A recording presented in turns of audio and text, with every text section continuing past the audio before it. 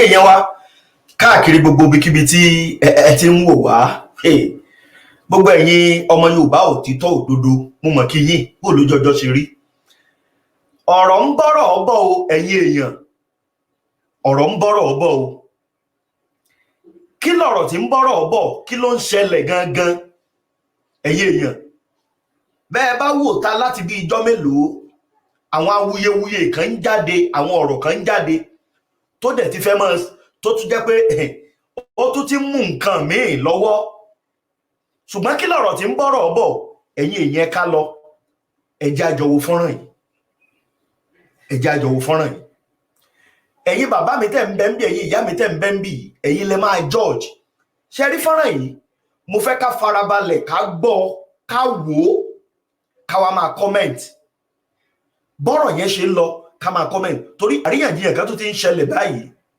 nípa ó ṣẹlẹ́sìn kò ṣẹlẹ́sìn ó ṣẹlẹ́yà kò ṣẹlẹ́yà ó ṣe onítàn kò ṣe tàn ó tún ti ń wù nǹkan míì bọ̀ ṣùgbọ́n mo lọ̀rọ̀ ń lọ ẹ̀yin èèyàn mo fẹ́ kẹ́ ẹ máa kọ́mẹ̀ǹtì ẹ dẹ̀ máa bá mi share fídíò yìí kó kan gbogbo àwọn ọmọ ọkọ Yorùbá kó kàn wọ́n lára ìyẹn ìkan. now ọ̀rọ̀ tó ti ń lọ láti bí ijọ́ mélòó lórí ìwà àbàjẹ́ kan àṣírí míì tún ti tú o ọ̀rọ̀ tó involve bàbá Fẹ́mi Falana tí wọ́n fi ń dárúkọ Bobrisky mọ́ bàbá ẹ wo ọ̀pọ̀ àṣírí míì tí ń fojú wọn tó ti ń jáde torí ẹ̀ fọ́nrán yìí ṣe pàtàkì mo fẹ́ kájọ wò Nàìjíríà wọ́n ti báyé Nàìjíríà jẹ́ ti pẹ́ wọ́n ti bàjẹ́ kọjá àtúnṣe àfi tá a bá ń tanra wa lókù wọ́n ti bàjẹ́ kọjá àtúnṣe Dr. Lamaiki wá gbìyànjú láti tú àwọn nǹkan kan jáde wọ́n wú àwọn àṣírí kan jáde àwọn tá a ti ń pariwo látijọ́ ìpé ìṣẹ̀lẹ̀ tọ́pọ̀lọpọ̀ ò rí wò ṣe bẹ́ẹ̀ wo bí tọ́rọ̀ dé dúró Nàìjíríà báyìí now gbogbo ẹ̀ pátá lẹ́ lórí ọ̀fẹ́ láti rí wò bó lọ̀rọ̀ ṣe gbà tó kan bàbá Falana tó fi wá di pé à ń dákọ bàbá Falana wọ́n á ń dákọ Bobrisky alàgbà Soyombo ó wú àwọn nǹkan kan jáde Nàìjíríà ti pín yẹ̀kẹ́ ti pẹ́ àfi tá a bá ń tanra wa ni Dr. Lamaiki mo gbóṣùbà káre fún yín fúnṣẹ́ takuntakun tẹ́ ṣe lórí fọ́nrán yìí ẹ̀yin èèyàn tẹ́ ń wò mí ẹ máa bá mi pín fọ́nrán yìí ẹ jẹ́ ó ṣe kíni ẹ jẹ́ ó rìn jìnnà ẹ jẹ́ ó go viral ọ̀rọ̀ ó sọ rẹ̀ bẹ́ẹ̀ náà bá tẹ̀ tí mo fídíò yìí ní tí mò ń gbìyànjú láti sọ yóò yé yín ẹ má jẹ́ rojọ́ pọ̀ ẹ máa bá mi pín lágbára Ọlọ́run àtẹ̀yìn àtàwa eré ilẹ̀ Yorùbá máa dé Ọlọ́run gbọ́ yóò dé ìgbà tí ó kàn dé la mọ̀ ṣùgbọ́n gbà tó bá dé ẹ̀yin àtàwa àti gbogbo ẹ̀yin tẹ́ ń fẹ́ lọ síwájú eré ilẹ̀ Yorùbá láṣẹ Èdùmàrè wọn ní fẹ́nikẹ́ni ṣàwátì láàrin wa. ṣebẹ́ rí ilẹ̀ Yorùbá bí wọ́n ṣe fẹ́ fi ẹ̀sìn tó fẹ́ máa fi tì wá mọ́nú oko ẹrú ṣebẹ́ rí bí ọmọ Yorùbá ṣe ń gbára wọn lẹ̀ báyìí ṣebẹ́ rí gbogbo àṣírí ọjọ́ tó ti pẹ́ tí wọ́n ti bò mọ́lẹ̀ ṣebẹ́ rí bó ṣe ń tú mo rí téèyàn kan tún jáde ṣùgbọ́n mo rí tóun jáde ó lóun ṣe research débẹ̀ ni ó ń sọ̀tàn Ọ̀rúnmìlà ó ní Ọ̀rúnmìlà ó lọ́ọ́ máa lè ní pé báwo ló ṣe wá fẹ́ jẹ́ kóun ní òjíṣẹ́ tán rán sí Yorùbá ṣùgbọ́n èmi ò fẹ́ jẹ́ kí argument yẹn kó wà based on religion kò tí ì yé wa torí ọ̀rọ̀ tó wà ńlẹ̀ kò ń ṣe ọ̀rọ̀ ìjà ẹ̀sìn ọ̀rọ̀ máfòkò mi dáná ni ìjọ kan lèèyàn kọ́ bó bá wá ń parọ́ mọ́ àwọn baba ńlá bàbá mi tó ní wọ́n ṣaburú tó ní báyìí náà ṣe rí tó léèyàn burúkú ni wọ́n ara àtọ̀ wọn náà dẹ̀ ti bí ẹ a jẹ́ pé àtọ̀ èèyàn burúkú ó wà lára àwọ̀ náà ó wà lára bàbá tó bí ọ ó wà lára àwọn baba ńlá bàbá rẹ nítorí pé ara àwọn tẹ́ ti jáde nìyẹn ríra yín yọ kúrò ńbẹ̀ tó bá wá sọ pé gbogbo iṣẹ́ ọwọ́ wọn gbogbo ohun tán ṣe láyé wọn pé kò dáa a jẹ́ pé àìdáa yẹn ó wà lára àwọ̀ náà bẹ́ẹ̀ ni torí ó wà genetic bẹ́ẹ̀ ni it is genetic. bàbá wa fẹ́ máa ṣe àpẹẹrẹ ìbéèrè tán ń béèrè lọ́wọ́ yín ní kẹ́ ẹ lọ báwọn tó ń béèrè kẹ́ ẹ ṣàlàyé fún wọn dáadáa kẹ́ ẹ dẹ̀ mẹ́rìí jáde báwọn ṣe ń mú ẹ̀rí jáde ó ní kẹ́ ẹ jọ kọjú síra yín kẹ́ ẹ jọ sọ kì í ṣe ká máa wá àtàmọ́ mọ́ àtàmọ́ béèyàn bá ń béèrè pé nínú gbogbo àmọ́ àwọn tí torí mo gbọ́ wọ́n sọ̀rọ̀ yẹn ẹni tó ń sọ̀rọ̀ yẹn débì kan ó ló wọ́n sọ pé ìgbà tí wọ́n bí Ọ̀rúnmìlà tí ìyá rẹ̀ bí sínú omi ó sọ̀rọ̀ wọ́n sọ pé ó sọ̀rọ̀ ni o torí òun ò sí ńbẹ̀. Bọ̀ gbogbo eléyìí tí wọ́n ń kà nínú ìwé tí wọ́n gbé wá láti lu onílùú fún ẹ ṣó wà ń bẹ̀ ṣé kìí ṣe pé wọ́n sọ pé imagine èèyàn ń sọ fún ẹ pé Ọlọ́run sọ fóun èèyàn kan ló sọ bẹ́ẹ̀ o èèyàn tán tún wá ń sọ fún yín pé ó sọ bẹ́ẹ̀ yìí òun kọ́ ló kọ gbogbo ohun tẹ́ ń kà yẹn kalẹ̀ o òun kọ́ ló kọ o ṣùgbọ́n èèyàn kan ń sọ fún yín pé Ọlọ́run sọ fóun ó dàbí pé kí n hùwà kan burúkú nísìnyí kí wá lọ́lọ́run ló sọ fún mi pé kí n ṣe bẹ́ẹ̀ pé so ó dẹ̀ ti dòfin nìyẹn ẹ wá máa gbà lófin kó dẹ̀ jẹ́ wà burúkú ni bẹ́ẹ̀ lọ̀rọ̀ yẹn ṣe jẹ́ but like I said àwọn tó ń béèrè ìbéèrè wọn béèrè ẹ̀ lọ́nà ọjà wọ́n ń mú ẹ̀rí yẹn jáde láti inú ìwé ẹ̀sìn tẹ́ ń kà ní wọ́n dẹ̀ ń béèrè pé ẹ wá dá wọn lóhùn ẹ wá ṣàlàyé ẹ farabalẹ̀ ẹ jọ lọ ṣàlàyé ẹ yanjú ẹ̀ ni kì í ṣe pé a máa wá àtàmọ́ mọ́ àtàmọ́ kódà k'Ọ̀rúnmìlà ó jẹ́ ọmọ àlè èmi ò gbà pọ́mọ àlè ni o mi ò gbà torí gbà tí ẹni tó sọ̀rọ̀ yẹn tó sọ kò sọ bí tí ó ti ka nǹkan tó kà yẹn kò dẹ̀ sọ bí tó ti rí ó kàn lóun ṣe research débẹ̀ ni àwọn ọmọ tí wọ́n ń béèrè question lọ́wọ́ tiyín lórí ẹ̀sìn tiyín tí wọ́n ń mú gbogbo ẹ̀sùn tán mú wá wọ́n ń mú jáde láti inú ìwé ẹ̀sìn tẹ́ ń kà ni wọ́n dẹ̀ ń sọ ibi tó wà wọ́n dẹ̀ ń gbé sójú ìran tí gbogbo ayé ń rí so irú rìsáàchì burúkú tí wọ́n ṣe tó fi mọ̀ pé ọmọ àlè l'Ọ̀rúnmìlà yẹn tó bá fẹ́ ṣe dà wàá gbé ibi tó ti rí wàá gbé síta fún gbogbo ayé so that àwọn èèyàn náà lọ wò talent tó kọ́ talent tó ń sọ̀rọ̀ ń bẹ̀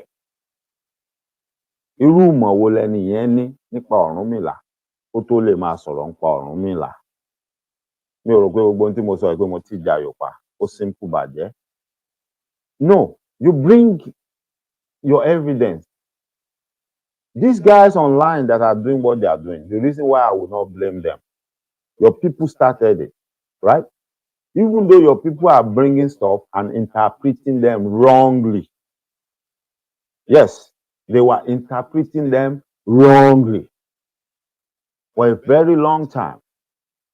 They were attacking our ancestors, our forefathers.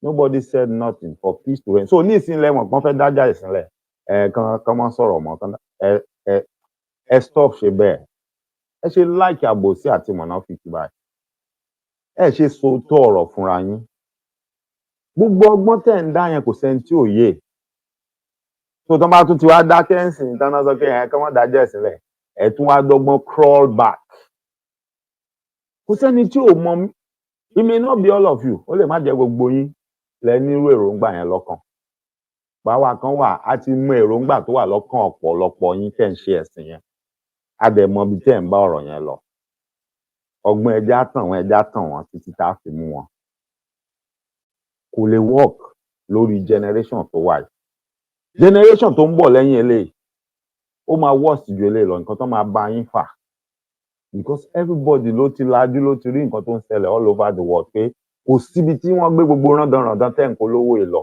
tí wọ́n bà bẹ̀ jẹ́ tí wọ́n sọ di ilẹ̀ aburú bẹ́ẹ̀ ni kò síbi tí wọ́n gbé lọ bọ̀ òní kọ́ ọjọ́ ọ̀rọ̀ lórí yẹn mo kàn fẹ́ bẹ ẹni tó sọ̀rọ̀ yẹn tó ní ọmọ àlè l'Ọ̀rúnmìlà even if at the end of the day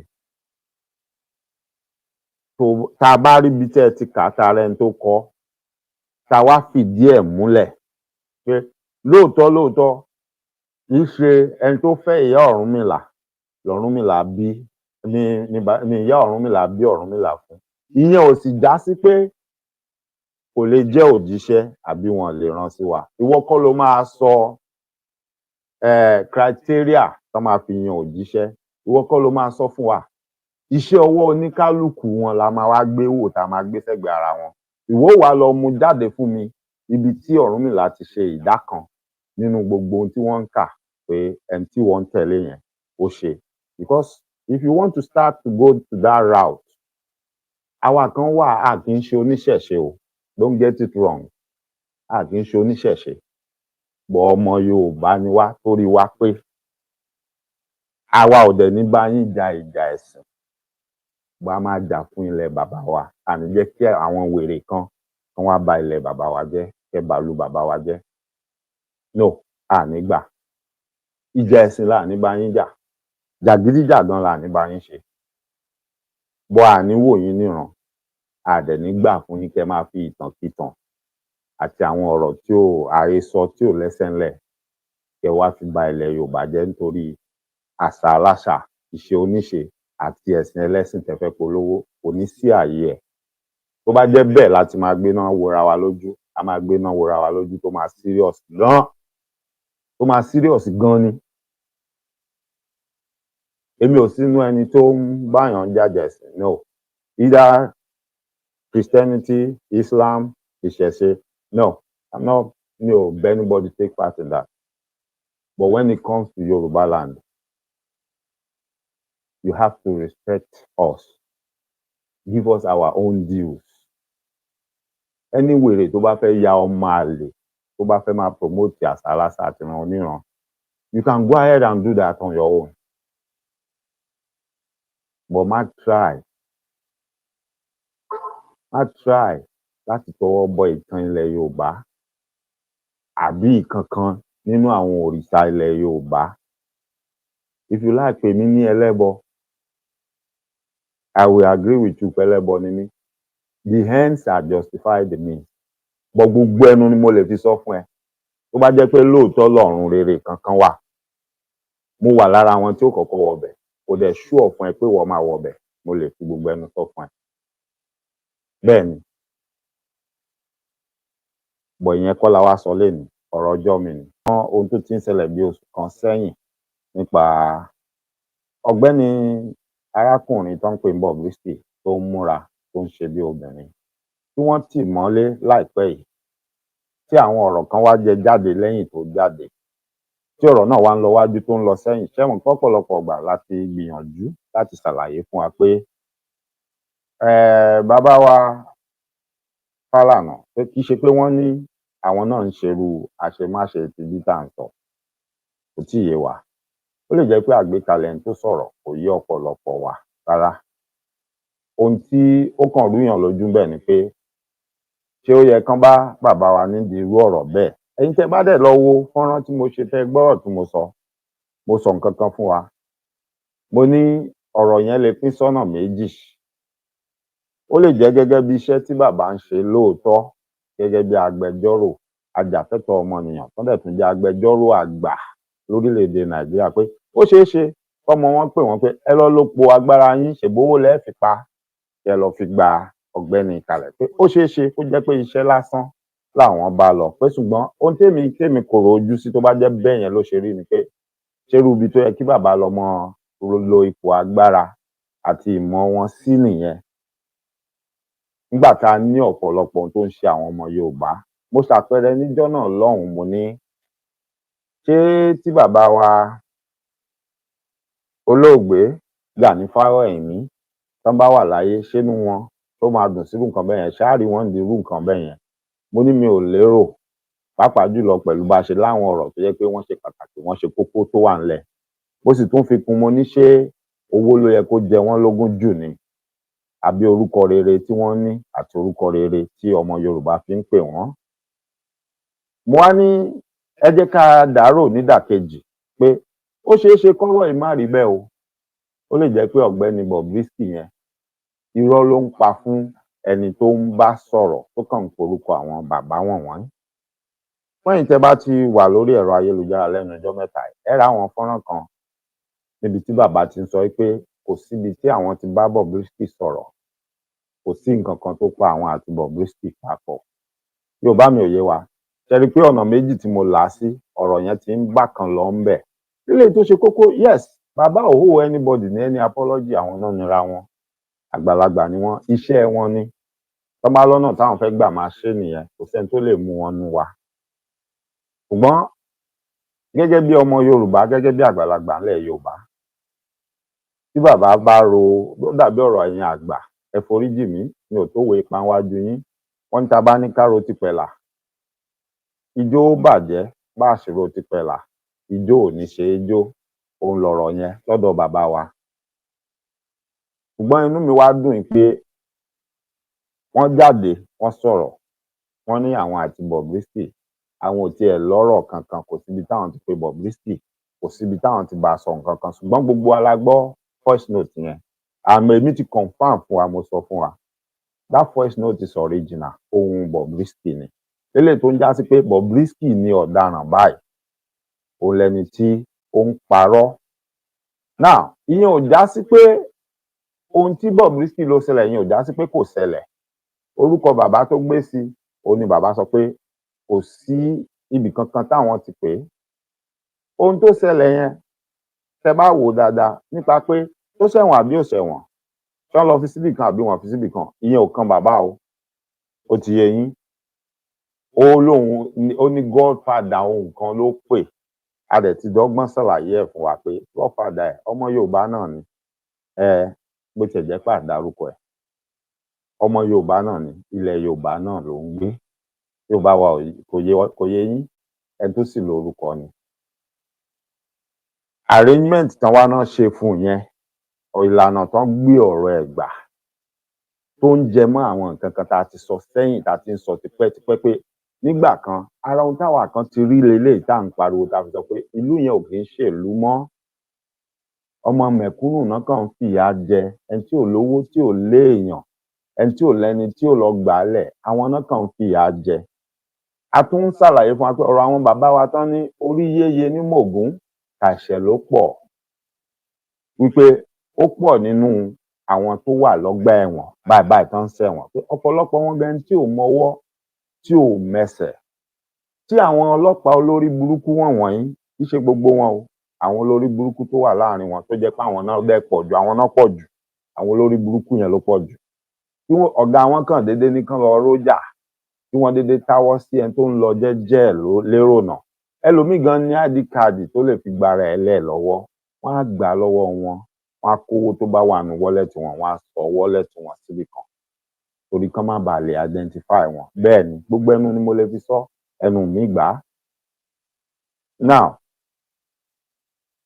àwọn ń ṣàlàyé ẹ̀ pé ọ̀pọ̀lọpọ̀ òtú ló lọ ń ṣẹ̀wọ̀n rárẹ̀ tó yẹ pé tí àwọn ọmọ àwọn olówó àwọn wèrè àwọn kanajẹ́gbọ́n tán láwọn ni àwọn ń tùlù ṣe fún yín wọ̀nyí tí wọ́n bá ti dáràn tán bá ti ń wá wọn èmi gan tán bá ti dájọ́ fún tán nìkan lọ yanjú ẹ̀ ìkan nínú àwọn ọmọ ọlọ́mọ tí ò ṣẹ̀ tí àwọn wèrè tán pera wọn lọ́lọ́pàá ìtọ́jú púpọ̀ nínú wọn tí ò dá yẹn mú ni wọn ò lọ mú lọ́gbà ẹ̀wọ̀n tí wọn ò lọ ṣe lọ́sẹ̀ tí wọn ní wọn ti ṣe nǹkan tó fi nìkan ṣe fẹ́ nìyẹn wọn á fọ ọmọ bàbá olówó wọn á fọ ọmọ àwọn tán láwọn ń jó lórí wọn á fi wọn lẹ̀ wọn ò lọ mọ sáyé wọn lọ àmọ́ kan gbòógì nínú wọn tó lórúkọ tó ti jọba kọjá ńlẹ̀ Haúsá tó sì wà ń bẹ́ẹ̀ ń sìn ó ti jẹ Central Bank governor yín kọjá ó sì wà ń bẹ́ẹ̀ ń sìn ó wà lára àwọn tó sì ń sọ̀rọ̀ tán dún fatafata ẹ tó jẹ́ pé àìmọye ọdún sẹ́yìn wọ́n ti ní pé kán lọ yanjú wọn ó wà lára àwọn tán ní kán lọ yanjú táwọn kan ṣe kí ni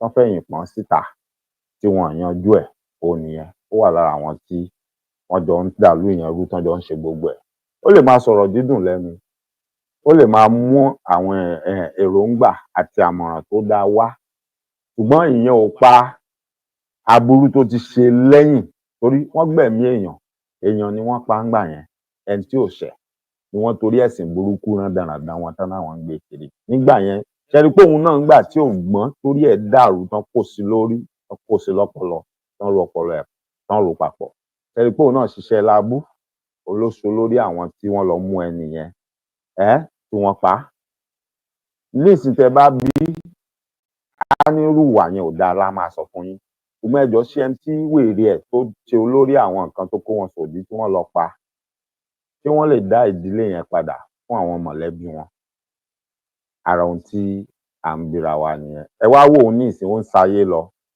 bó ṣe ń jẹ Central Bank governor ló ń jọba ó ṣeé ṣe lọ́jọ́ iwájú gan ó tún lè di ààrẹ tí wọ́n bá tètè pín ìlú yẹn oníkálukú máa lọ àwọn apamọ́lẹ́kúnjayé wọ́n kóra wọn jọ wọ́n ń pera wọn lólórí ọ̀pọ̀lọpọ̀ àwọn tẹ́ rí tán pariwo tí wọ́n mọ ranjú kiri tí wọ́n ní ọmọ mẹ̀kúnnù kan ṣe kinní kan àbẹ́nìkan sọ pé ohun táwọn ń ṣe ò dáa pé kán lè mú kán lọ mú wá kán wá tì mọ́lé àbí kán lọ pa fáwọn.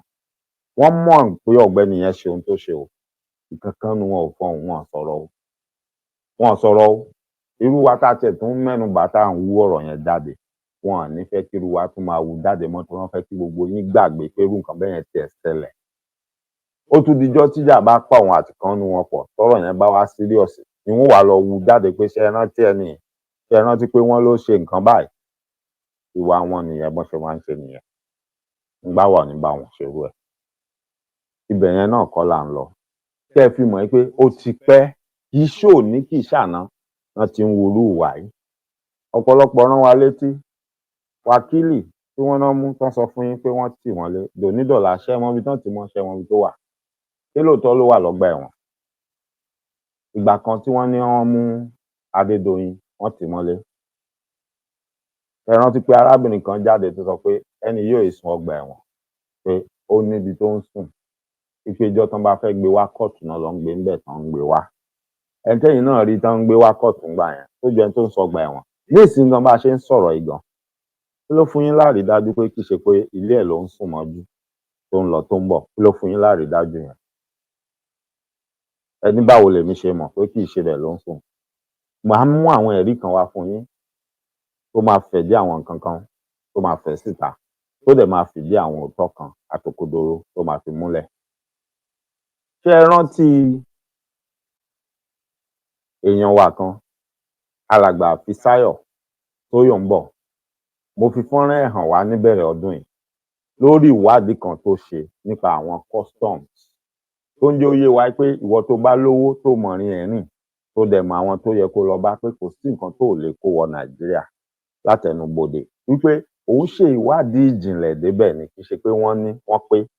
Ó tirẹ̀ ẹ̀ bọnú ẹ̀, òun náà dọ́gbọ́n ṣe bí ẹni tó fẹ́ máa rajà fàyàwọ́, tó fẹ́ máa kó ọjà fàyàwọ́ wọlé.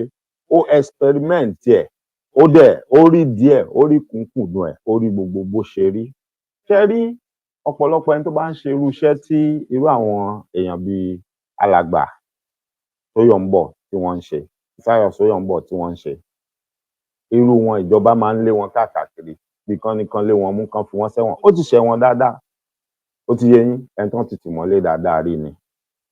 Ṣùgbọ́n ní díẹ̀ náà a dúpẹ́, ó tún ti gba ọ̀pọ̀lọpọ̀ àwọn àmì ẹ̀yẹ lórí iṣẹ́ ìwádìí ìjìnlẹ̀ tó ń ṣe.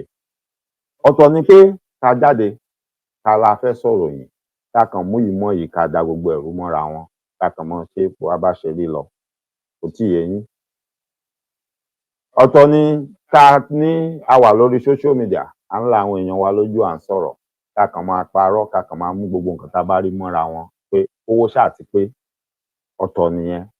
Ọ̀tọ̀ ni ká sọ̀rọ̀ tó máa ní kìmí nú, tó máa ní ìwádìí ìjìnlẹ̀. Ó wá ṣeé ṣe ìwọ lè má lè lọ ṣèwádìí ìjìnlẹ̀ yẹn, bóyá torí pé agbègbè ibi tó wà, àbí bóyá irú èèyàn tó jẹ́, àbí bóyá ìwọ ò ní gbogbo nǹkan tó nílò láti ṣerú ìwádìí yẹn. Tá a bá wá rí irú àwọn èèyàn bíi alàgbà Fisáyọ̀ Sóyòmbó, Elédùmarè fi irú iṣẹ́ yẹn rán tí wọ́n ń ṣe, ẹ já lù wọ́n lọ́gọ ẹnu, ẹ já gbé wọn lárugẹ.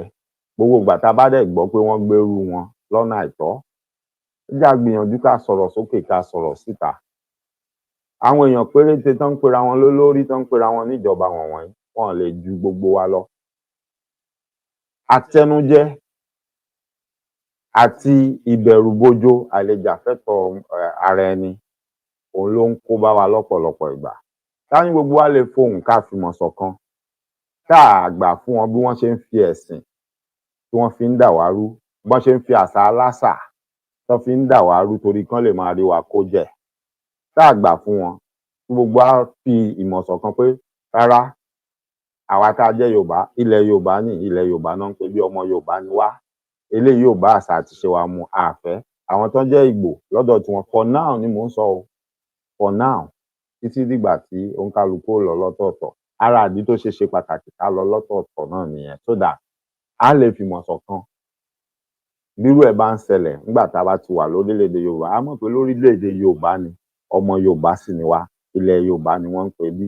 Kí lòfin wá sọ pé kó ṣẹlẹ̀ pẹ̀lú irú nǹkan tó ṣẹlẹ̀ yìí? Kì í ṣe pé àwọn kan kàn déédéé wọ́n kàn máa kọ́ mọ̀ pẹ̀lú nǹkan tó wù wọ́n, wọ́n á kàn máa hùwà tó wù wọ́n.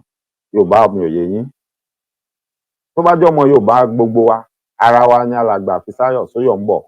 Nǹkan wá ṣẹlẹ̀ nílẹ̀ Yorùbá, ó wá lọ bá wa ṣe ìtọpinpin, ó wá wádìí ìmọ̀ ìjìnlẹ̀, ó wá mú òótọ́ jáde, ó wá sọ fún wa. Àwọn kan wá fẹ́ fọwọ́ lágbá lójú, wọn wá kùn. Fẹ́ràn pé níwọ̀nba àgbà tá a bá ti jẹ́ kán gbé àṣà láṣà lé wa lórí àti ẹ̀sìn ẹlẹ́sìn, tá a dẹ̀ ti nígbàgbọ́ pé Yorùbá kan ni gbogbo wa. Eléyìí ṣe pé nísìnyí á wá jáde, á wá pariwo pé ẹ fi Fisáyọ̀ Sóyọ̀mbọ̀ lẹ̀, kò sẹ́ṣẹ̀ tó ṣẹ̀, iṣẹ́ tiẹ̀ ló ṣe, ó dẹ̀ ṣèwádìí, ó mẹ́rìí jáde. Tẹ bá wá ní kò rí bẹ́ẹ̀, ẹ̀yin ní kẹ́ ẹ wá mú ẹ̀rí jáde pé kò rí bẹ́ẹ̀, ṣùgbọ́n ẹ̀ lè mú ẹ̀ lè tì mọ́lé. Tí gbogbo wa bá fohùn ṣọ̀kan, tá a bá dìde, tá a bá dúró tì wọ́n lọ́rùn. Èèyàn kan ṣoṣo tó bá dáná fún gbogbo aráàlú, aráàlú ò ní yóò kàbùkù bọ̀. Ṣùgbọ́n tí gbogbo aráàlú bá parapọ̀, tán bá dáná fún, kò lè jẹ́ tán. Àbí bẹ́ẹ̀ kọ́ ni? Bẹ́ẹ̀ lọ̀rọ̀ wọn ṣe rí. Ṣùgbọ́n níwọ̀nba àgbà tán bá ṣì ń ráwọn kan láàrin wa tán jẹ́ alátẹnujẹ, oníjẹkújẹ, wọ́n máa ṣe irú nǹkan bẹ́ẹ̀, wọ́n máa mú jẹ, nítorí pé wọ́n ti mọ̀ pé èrò wa ò ní papọ̀. Wọ́n sì ti mọ̀ pé àwọn kan á jẹ́ adínàgbò òkú abẹ̀yìnbẹbọjẹ́ láàrin wa tó wà máa pa kúbẹ́kúbẹ́ lọ́dọ̀ àwọn. Òun náà ṣe ń wúrú ìwà tí wọ́n ń wù. Now, ẹ jẹ́ wá padà sí ohun pàtàkì tí mo fẹ́ sọ fún wa. Ohun tí gbogbo yín ti mọ̀ mí sí mi ò kúrò ńbẹ̀. Ṣé rí gbogbo ètò tí n bá ṣe, mi ì bá máa sọ̀rọ̀ lórí ohun tó ń ṣẹlẹ̀ ní Nàìjíríà. Ohun tí mo fẹ́ kẹ́ ẹ fọkàn yín sí ni pé báwo ló ṣe wá relate mọ́ ohun tá a lá ń fẹ́ ilẹ̀ tiwa, ilẹ̀ olómìnira Yorùbá tí ó dá dúró. Ìyẹn ni mo fẹ́ kẹ́ ẹ máa fọkàn sí. Gbogbo ètò tó wù kí n ṣe láyé, àfi tí n bá sọ fún yín pé eléyìí o kò ní nǹkan kan ṣe, kò síbi tó gbà relate mọ́rọ̀ ilẹ̀ Yorùbá. Tí n bá sọ bẹ́ẹ̀, tí mo wá ní ṣùgbọ́n mo fẹ́ fi ṣàpẹẹrẹ nǹkan kan, ìyẹn yàtọ̀. Ṣùgbọ́n mo fẹ́ jẹ́ kẹ́ ẹ lọ mọ̀ pé gbogbo ètò mi pátápátá, including this one, eléyìí tí mo ń ṣe lọ́wọ́ ẹ̀, ara àwọn ìdí tá a fi ní láti dá dúró, kóníkálukú ó dúró lọ́tọ̀ọ̀tọ̀. Ara àwọn ìdí táwa ṣe nígbàgbọ́ tó jẹ́ pé kò sẹ́ni tó lè convince wa àbí confuse wa mọ́ láíláí wípé Nàìjíríà ó ní nǹkan kan tó dáa, pé ó ní èso rere kankan tó fẹ́ so fún ẹnikẹ́ni nínú wa. Kò léso kankan tó dáa tó fẹ́ so fún wa. Ara díẹ̀ òun làwọn tá à ń mú wá, tá à ń fi hàn ra wa. Bẹ́ẹ̀ ni, nítorí ohun tó ti bàjẹ́, ẹja tó ti bàjẹ́ látorí tó ti ń yọ ìdin. Èèyàn kan wá ń sọ fún yín pé ẹja gbé sínú omi padà, wípé yóò jí dìde padà, yóò sì mọ ṣiṣẹ́. Yóò tún di ẹja abẹ̀mí tí ó mọ wẹ̀ nínú omi. Ẹgbọ́n tí mo sọ lára àpẹẹrẹ tí mo ṣe, ẹja tó ti bàjẹ́ látorí, tó ti yọ̀din látorí yẹn, tó yẹ kán ṣe kí ni, kán sọnù tí ò wúlò mọ́. Èèyàn kan wá ń sọ fún yín pé òun ní ọgbọ́n àlùpàídà kan, àmọ́ ẹja jù sínú omi, tá a bá ti jù sínú omi, tá a filẹ̀, yóò dìde padà, yóò mọ wẹ̀. Irọ́ ni. Táwa gan ò bá tanra wa jẹ, ó yẹ ká ti mọ̀ pé irọ́ ni. Ṣùgbọ́n tá a bá fẹ́ dó sídìí ẹ̀tàn, tá a fẹ́ tanra wa jẹ, á ní bóyá mírèkù kan wà lóòótọ́, yá ẹja ó jù sí, ẹja máa wá wò ó. Ẹja yẹn ò lè dìde mọ́, a ti mọ̀ bẹ́ẹ̀. Bí àwọn ẹja tó kù gan tí wọn ìkú wọn bá rí, tó bá jẹ́ nǹkan tó ṣe jẹ, wọn ò jẹ́, ẹ̀ ní rẹ́ja yẹn mọ́. Ó ṣeé ṣe kí ẹni bẹ́ẹ̀ mọ́ wá parọ́ fún yín pé lára àwọn ẹja tí ò kú tó wà nínú omi pé òun ni ẹja eléyìí tó ti bàjẹ́, tó ti yọ̀din, wípé òun ló ti padà yẹn. Yorùbá mi ò yé wa. Ṣùgbọ́n àwa kan ti rí kọjá bẹ̀ yẹn, a lásìkò láti máa fi ṣòfò, láti máa dúró de irú nǹkan bẹ́ẹ̀ yẹn. Elédùmarè ti yọ wá kúrò nínú ẹni tí àwọn kan ó máa fi bòjú rándanràndan burúkú kan bò lójú. Kì í ṣe tàgbàlagbà, kì í ṣe tọjọ́ orí, kì í ṣe tọgbọ́n orí. Elédùmarè kàn wo àwa kan sùnsùn, ó wò wá ṣe lóore pé mo fẹ́ jẹ́ kẹ́ jàǹfààní kíní, ẹ tètè rí kíní bó ṣe ń lọ. Now, ẹ já padà sórí ọ̀rọ̀ alàgbà Sóyọ̀mbọ̀, Fisáyọ̀ Sóyọ̀mbọ̀. So wọ́n máa ń ṣe ìwádìí, wọ́n máa ń lọ káàkiri.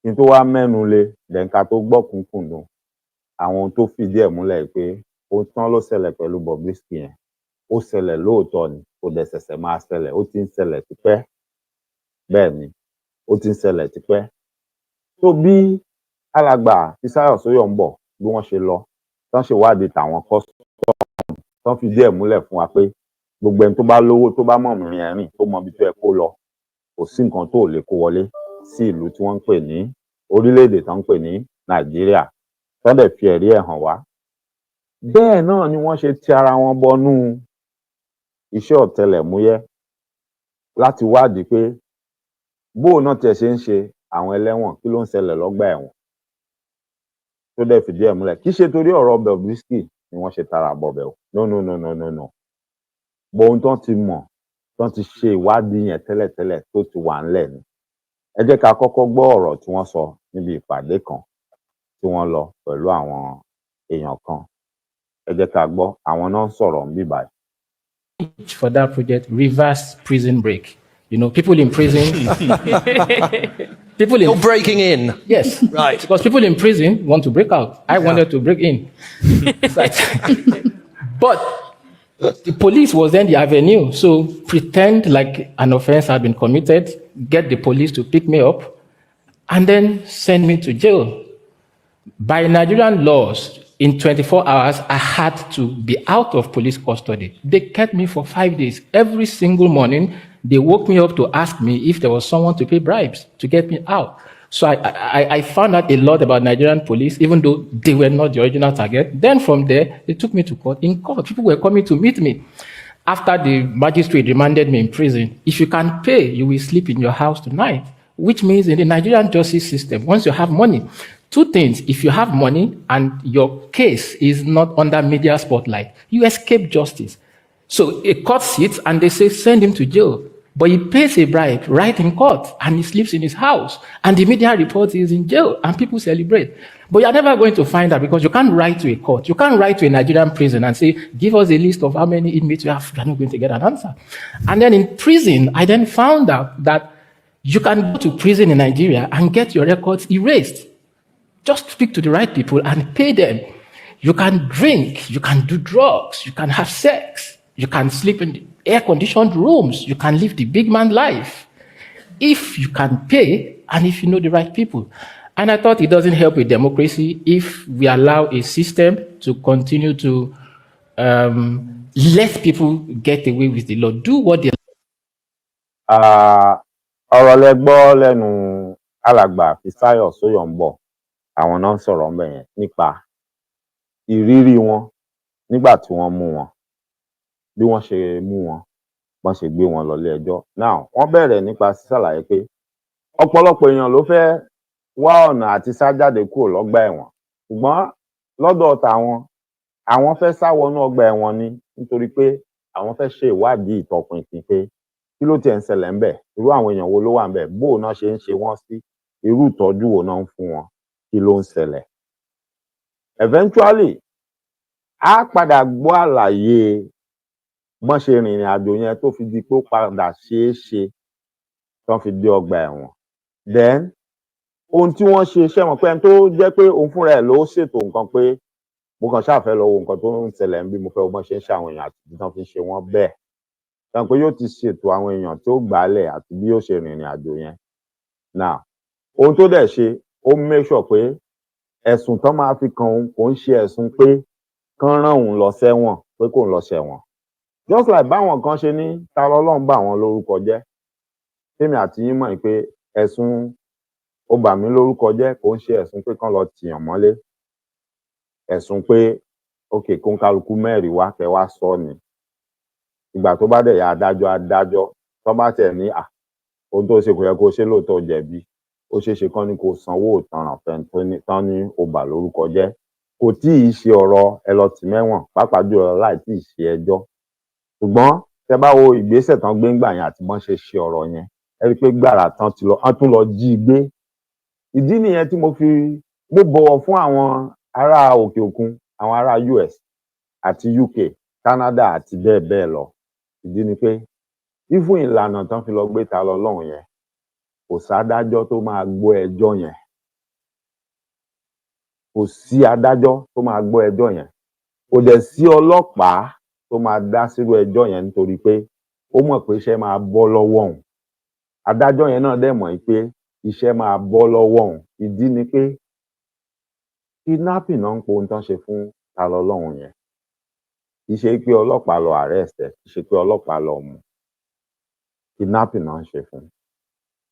Even ẹni tó sọ pé òun lòun ṣiṣẹ́ ẹgbọ́n ṣe mú pé òun lòun tàn, tó tún jáde tó wá fẹnu ara ẹ̀ tó wá fi kà tó fi confess, tó fẹ́ máa fi ṣohun àmúyangàn, òun gangan wọ́n á lọ gbé ńlé, òun gangan lẹ́lẹ́wọ̀n tó tọ̀yàn fún àwọn ajínigbé tán wá jí ẹnìyẹn gbé tó yẹ kán gbé kán lọ tì mẹ́wọ̀n. Bó ṣe yẹ kọ́rọ̀ yẹn lọ nìyẹn. Tó bá jẹ́ ìlú tí gbogbo àwọn wèrè olè olórí burúkú wọ̀nyí tí wọ́n ń sá wá, bọ́n ṣe ń ṣe ń bẹ̀ lèmi ń sọ fún yín yẹn. Tí wèrè ọwọ́ ara wọn tí wọ́n mọ̀ sá wá bẹ̀. Ẹ rọ́pọ̀lọpọ̀ idiot àárín wọn tán ń sẹnu tán láwọn lówó àwọn igbá kan àwò kan. Níbo náà ń gbé? Wọ́n sì jókòó ti àwọn olóòórùn ara wọn tán jọ ń parọ́ tanra wọn bẹ̀. Wọ́n jọ máa rùn pàpà ara wọn bẹ̀. Why? Wọ́n ṣe sá tán wá jókòó sílùú onílùú. Bọ̀rọ̀ ń bọ̀ ń bẹ ọ̀rọ̀ ọjọ́ iwájú ni. Akèrègbè ló máa sọ ibi tán máa fokùn sí lọ́rùn. Akèrègbè ló máa sọ ibi tán máa fokùn sí lọ́rùn. Now, ó wá lọ pé òun tiẹ̀ fẹ́ wo nǹkan tó máa ṣẹlẹ̀. Now, àlàyé tó ṣe ń bí lérèfé ó ń ṣe fáwọn èèyàn níbi ìpàdé tó lọ ni. Àmọ́ màá sì mú fọ́nrán míì wá kí á jọ wò níbi tó ti wá sọ lẹ́kùnrẹ́rẹ́ fún wọn nínú iléeṣẹ́ ìròyìn kan ní Nàìjíríà pé ohun tó ṣẹlẹ̀ ńgbà yẹn bó ṣe rìnrìn àjò ẹ̀. Alàgbà kan náà ṣèkejì ẹ̀ ńbẹ̀, agbẹjọ́rò lẹ́nìyẹn, òun náà sọ ìrírí tiẹ̀ náà díẹ̀. Eléyìí tó ń fìdí ẹ̀ múlẹ̀ pé ohun tó ń pè ní ètò ìdájọ́, ohun tó ń pè ní ètò ọgbà ẹ̀wọ̀n correctional facilities ní ìlú tó ń jẹ́ Nàìjíríà kò sí nǹkan tó ń jẹ́ bẹ́ẹ̀. Kò sí nǹkan tó ń jẹ́ bẹ́ẹ̀. Ilé ìpawó, ilé oúnjẹ fáwọn ọ̀bàyéjẹ́ èèyàn, àwọn kọlọ̀rọ̀ sí èèyàn kan, òun kan ní gbogbo ohun tí à ń dárúkọ yẹn. Ilé ìlọ fi ẹni tí ò bá ti gba tàwọn èèyàn kan, tí ò bá ti ṣe tiwọn pé ẹ lọ fi pamọ́ síbẹ̀ kẹ́ fìyà jẹ, òun níbẹ̀. Gbogbo ẹni tó bá jẹ́ ọ̀daràn gangan tó yẹ kán fi síbẹ̀, bó bá ti lẹ́ni mu sàn àbí tó bá ti lówó, kò sí ìjìyà kankan tí ó jẹ. Kódà kò sí ẹ̀wọ̀n kankan tí ó ṣe. Òun lẹ gbọ́ lẹ́nu alàgbà Fisáyọ̀ Sóyọ̀mbọ̀ yẹn. Ó ní kódà wọ́n tún ṣe é débi pé tó bá lówó, gbogbo ohun tán gbé lọ ilé ẹjọ́ tán lẹ́nìyẹn ṣe tán kọ́lẹ̀ yẹn, wọ́n lè parẹ́ tí ò ní exist mọ́ tó jẹ́ pé wọn ò ní rí mọ́ tán bá padà ní kán lọ wo fáìlì, tán bá padà ní kán lọ wo rẹ́kọ̀dù pé a gbọ́ pé wọ́n mú lágbájá ńgbà kan wọ́n ṣe báyìí. Ó ní ọ̀pọ̀lọpọ̀ ìgbà tẹ́ bá ń gbọ́ tán sọ pé fáìlì ti sọnù, wọn ò rí fáìlì mọ́, wọn ò rí rẹ́kọ̀dù yẹn mọ́. Gbogbo ẹ̀ lẹ gbọ́ tí wọ́n ń sọ yìí. Tó táwọn kan bá ń sọ fún yín pé ẹ gbàgbé ń pa pé wọ́n ní wọ́n fẹ́ ṣe àtúnṣe kan, ẹ lè ṣe àtúnṣe nǹkan tó ti bàjẹ́. Ẹja tó ti bàjẹ́ látorí tó ti kú, tó bàjẹ́ látorí tó ti yọ̀dín, ẹ lè sọ pé ẹ fẹ́ gbé sínú omi padà, yóò wá come alive, yóò tún mọ́ wẹ̀. It's possible. Abracadabra, irọ́ ló wà ń di gbogbo ẹ̀. Kò ṣeé ṣe. Òun làwa ṣe ń sọ fún yín pé gbogbo bó ṣe wù kẹ́ lọ kẹ́ bọ̀, gbogbo tó wù kẹ́ sọ. Ẹ bá ju abẹ̀bẹ̀ sókè ní gbàgbà, ibi pẹlẹbẹ ló máa fi lélẹ̀. Ìyẹn ò ń ṣe èpè, ìyẹn ò ń ṣe pé èèyàn ò fẹ́ràn ìlú abínibí ẹ̀. Then when you talk about ìlú abínibí, Nàìjíríà ò kì í ṣe ìlú abínibí mi. Ilẹ̀ Yorùbá ni ìlú abínibí mi. Ìlú tí wọ́n ti bí mi ní ilẹ̀ Yorùbá gangan, òun ni ìlú abínibí mi. Ṣùgbọ́n lápapọ̀, ilẹ̀ Yorùbá la bí mi sí. So mi ò ṣépè fún ìlú abínibí mi. Mi ò dẹ̀ ṣépè fún Nàìjíríà. Òótọ́ ọ̀rọ̀ nípa ohun tó wà ńlẹ̀ ni mò ń sọ. Òótọ́ ọ̀rọ̀ lè korò lóòótọ́, but somebody have to say it. Bẹ́ẹ̀ni, so àwa tẹ́lẹ̀dùmarè tó dẹ̀ jẹ́ pé iṣẹ́ tó rí rán wa nìyẹn, a máa ṣe, a máa sọ, àìfohùn mágogo lẹ́nu. Now, back to ọ̀rọ̀ alàgbà Fisáyọ̀ Sóyọ̀mbọ̀. Ó ṣàlàyé bí ó ṣe lọ, ohun tójú ẹ̀ rí, wípé kò sí nǹkan tó ń jẹ́ ìdájọ́ àbí pé wọ́n ń ṣe rehabilitation àtúnṣe kankan fún ẹnikẹ́ni lọ́gbà ẹ̀wọ̀n, wípé irọ́ ni gbogbo ẹ̀. People that have money pay their way. they don't get punished for anything. It is only the few innocent people tí wọ́n ń lé lọ́wọ́ mú lérò náà tí ò ṣẹ̀. Bóyá torí wọ́n ní kán mówó àbẹ̀tẹ́lẹ̀ wá kán fi wọ́n lẹ̀ tí wọ́n rí múlẹ̀. Àwọn ni ẹ rí tí wọ́n ń tì mọ́lé tí wọ́n ń pariwo pọ́n tìyàn mọ́lé. Ẹ wò ìgbà tán mú àwọn ajínigbé tọ́nà tì wọ́n mọ́lé ní Kùjẹ́ prison. Kí ló padà ṣẹlẹ̀? Ṣé wọn pé dòní dọ̀la à ń béèrè question yẹn just like bọ́n ṣe ṣe nílé bàbá wa Bọ́lá Ìgè. Tán ní ọ̀gá ọlọ́pàá kan ló pàṣẹ pé kí gbogbo iye ọlọ́pàá tó ń ṣọ́ bàbá pé kí gbogbo wọn lọ jẹun lẹ́ẹ̀kan náà. Now àwọn ọlọ́pàá yẹn gan lónìí tá à ń sọ̀rọ̀ ó yẹ kí gbogbo wọn ṣì wà nínú ọgbà ẹ̀wọ̀n. Ìdí ni pé gẹ́gẹ́ bí iṣẹ́ tí wọ́n gbà gẹ́gẹ́ bí ọlọ́pàá tó bá jẹ́ ìlú táwa ń gbé yìí ni ìlú tó ti dàgbà sókè Amẹ́ríkà àbí UK àbí Canada àbí gbogbo àwọn Holland nǹkan yẹn ni Australia gbogbo ẹnu ni mo fi sọ fún yín. A rí nínú àwọn ọlọ́pàá yẹn nígbà tán ní pé kán kúrò ńbẹ̀ yẹn tí kò ní kúrò tó máa pẹlẹngọ tó máa sá pamọ́ tó máa rí ohun tó ṣẹlẹ̀ ńjọ́ yẹn because nínú ẹ̀kọ́ tán kọ́ nínú ìmọ̀ tó ní á fi mọ̀ pé nǹkan kan fẹ́ ṣẹlẹ̀ pé kí ló dé tí wọ́n ní kí gbogbo wa kúrò. Ó ní láti jẹ́ pé wọ́n fẹ́ ṣiṣẹ́ láabi. Bí ò bá tiẹ̀ wá fẹ́ hùwà bí ẹni tó yẹ pé ó disobey order yóò pé èèyàn kan tó mọ̀ pé yẹn náà ó jẹ́ agbófinró ṣùgbọ́n tí ò ní wá mo fẹ́ kó wá síbi báyìí mo níṣẹ́ tí mo fẹ́ gbé fún ẹ. Òun wà hang around tẹ́nìyàn á fi dé. Bẹ́ẹ̀ nìyẹn bá ti wá já wá brief ẹ̀ pé mo fura pé nǹkan báyìí ṣùgbọ́n mo fẹ́ kó bá mi fojú síbi débi tí wọ́n á fi rókòdo rọ̀rọ̀ bóyá wọ́n rìkọ́ọ̀dù ẹ̀ ní o. Tó bá jẹ́ ẹni tó ní agbára àbí tó náà létò tó lè ṣe tá a fi kojú irú àwọn tí wọ́n wá tán fẹ́ ṣiṣẹ́ láabi yẹn á kojú wọn. Tí ò bá lè kojú wọn á wá nǹkan tó máa jẹ́ ẹ̀rí àrídájú pé àwọn kan ló wá tán wá ṣiṣẹ́ yìí tá a fi rójú tú ọ̀rọ̀ yẹn. Ṣùgbọ́n gbà tó ti jẹ́ pé àwọn wèrè ló kóra wọn jọ ó lè gbé olè gbà ó lè gbé olè gbà. Ẹni tí wọ́n bá ti ń fìyà jẹ tébi bá ń pa òṣìṣẹ́ tí wọ́n bá rán tí ò ní lọ ṣe òun ni ọ̀rọ̀ yẹn. Ibi tí wọ́n bá ohun tó ń pè ní Nàìjíríà dé nìyẹn. The people in power, the vagabonds in power that are roaming the corridors of power in Abuja and in every other state in Nigeria, they knew what they were doing. Everything you are seeing in that country was pre-planned.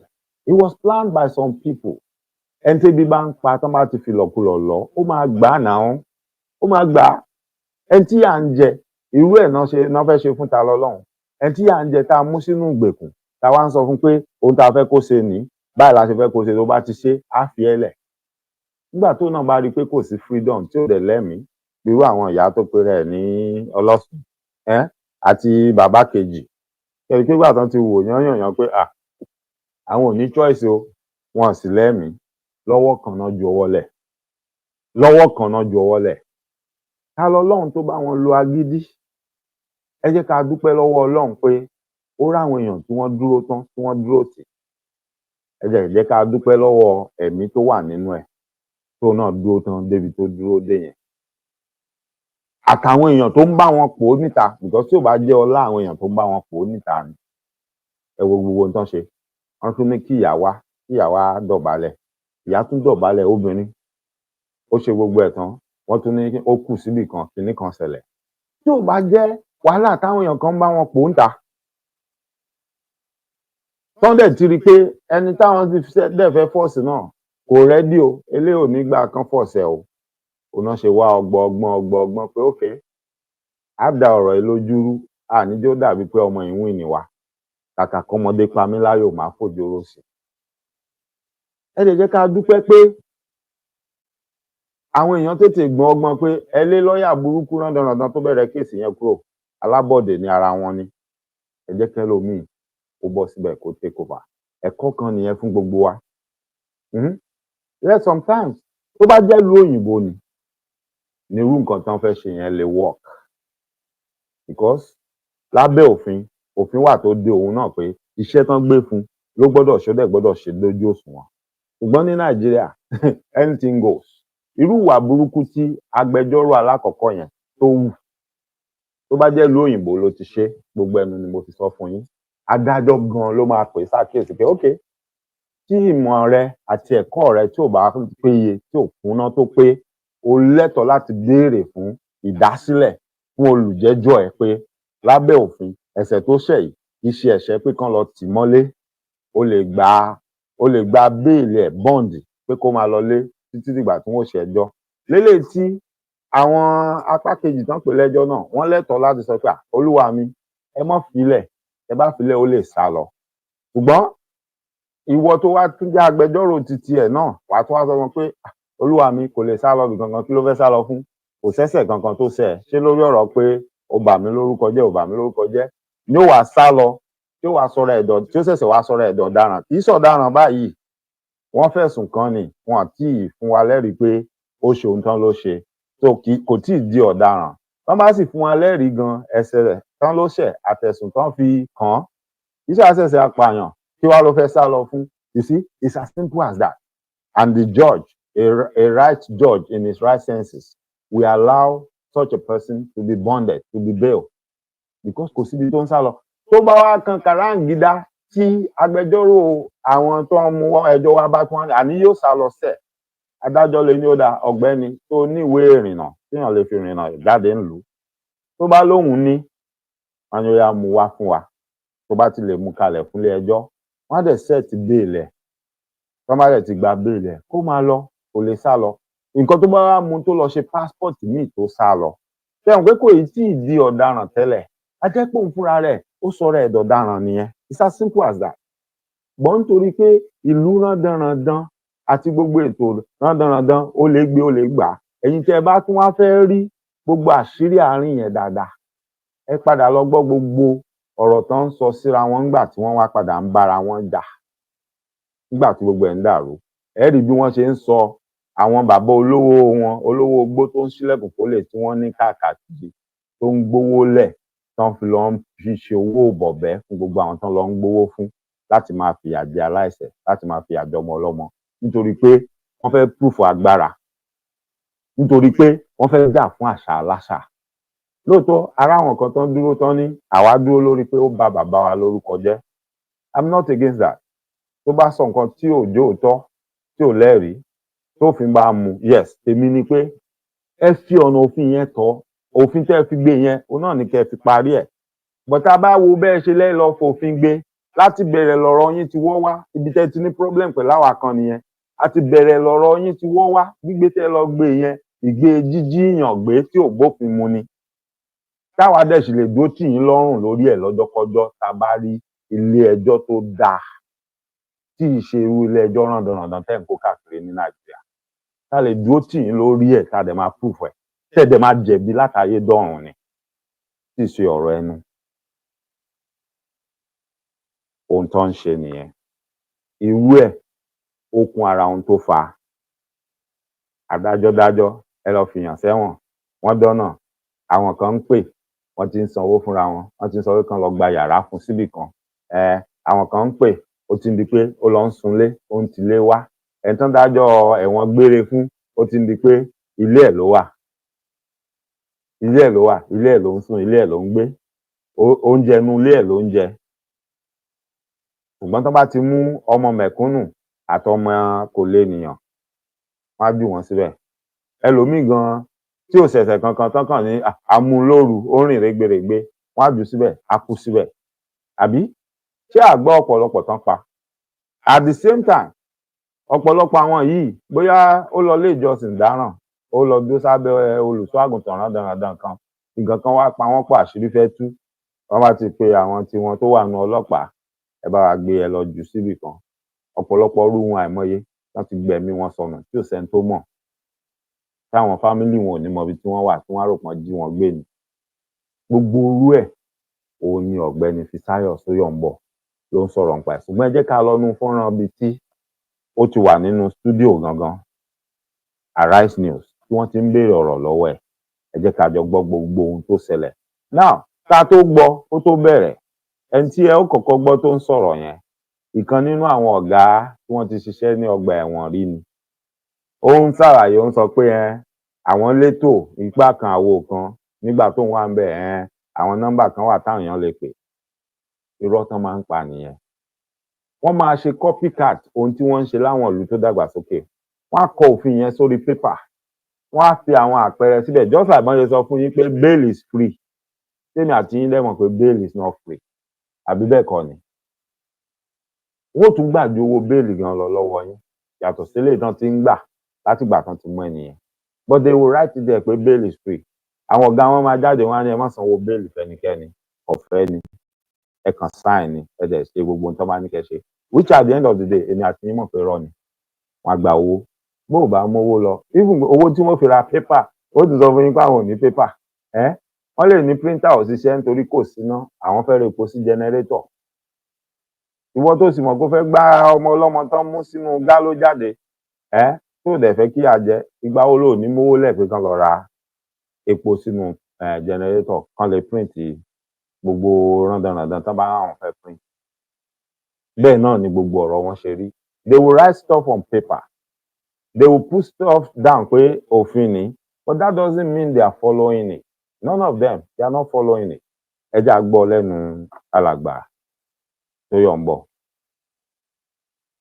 Email addresses and everything pasted on the walls of all our custodial facilities.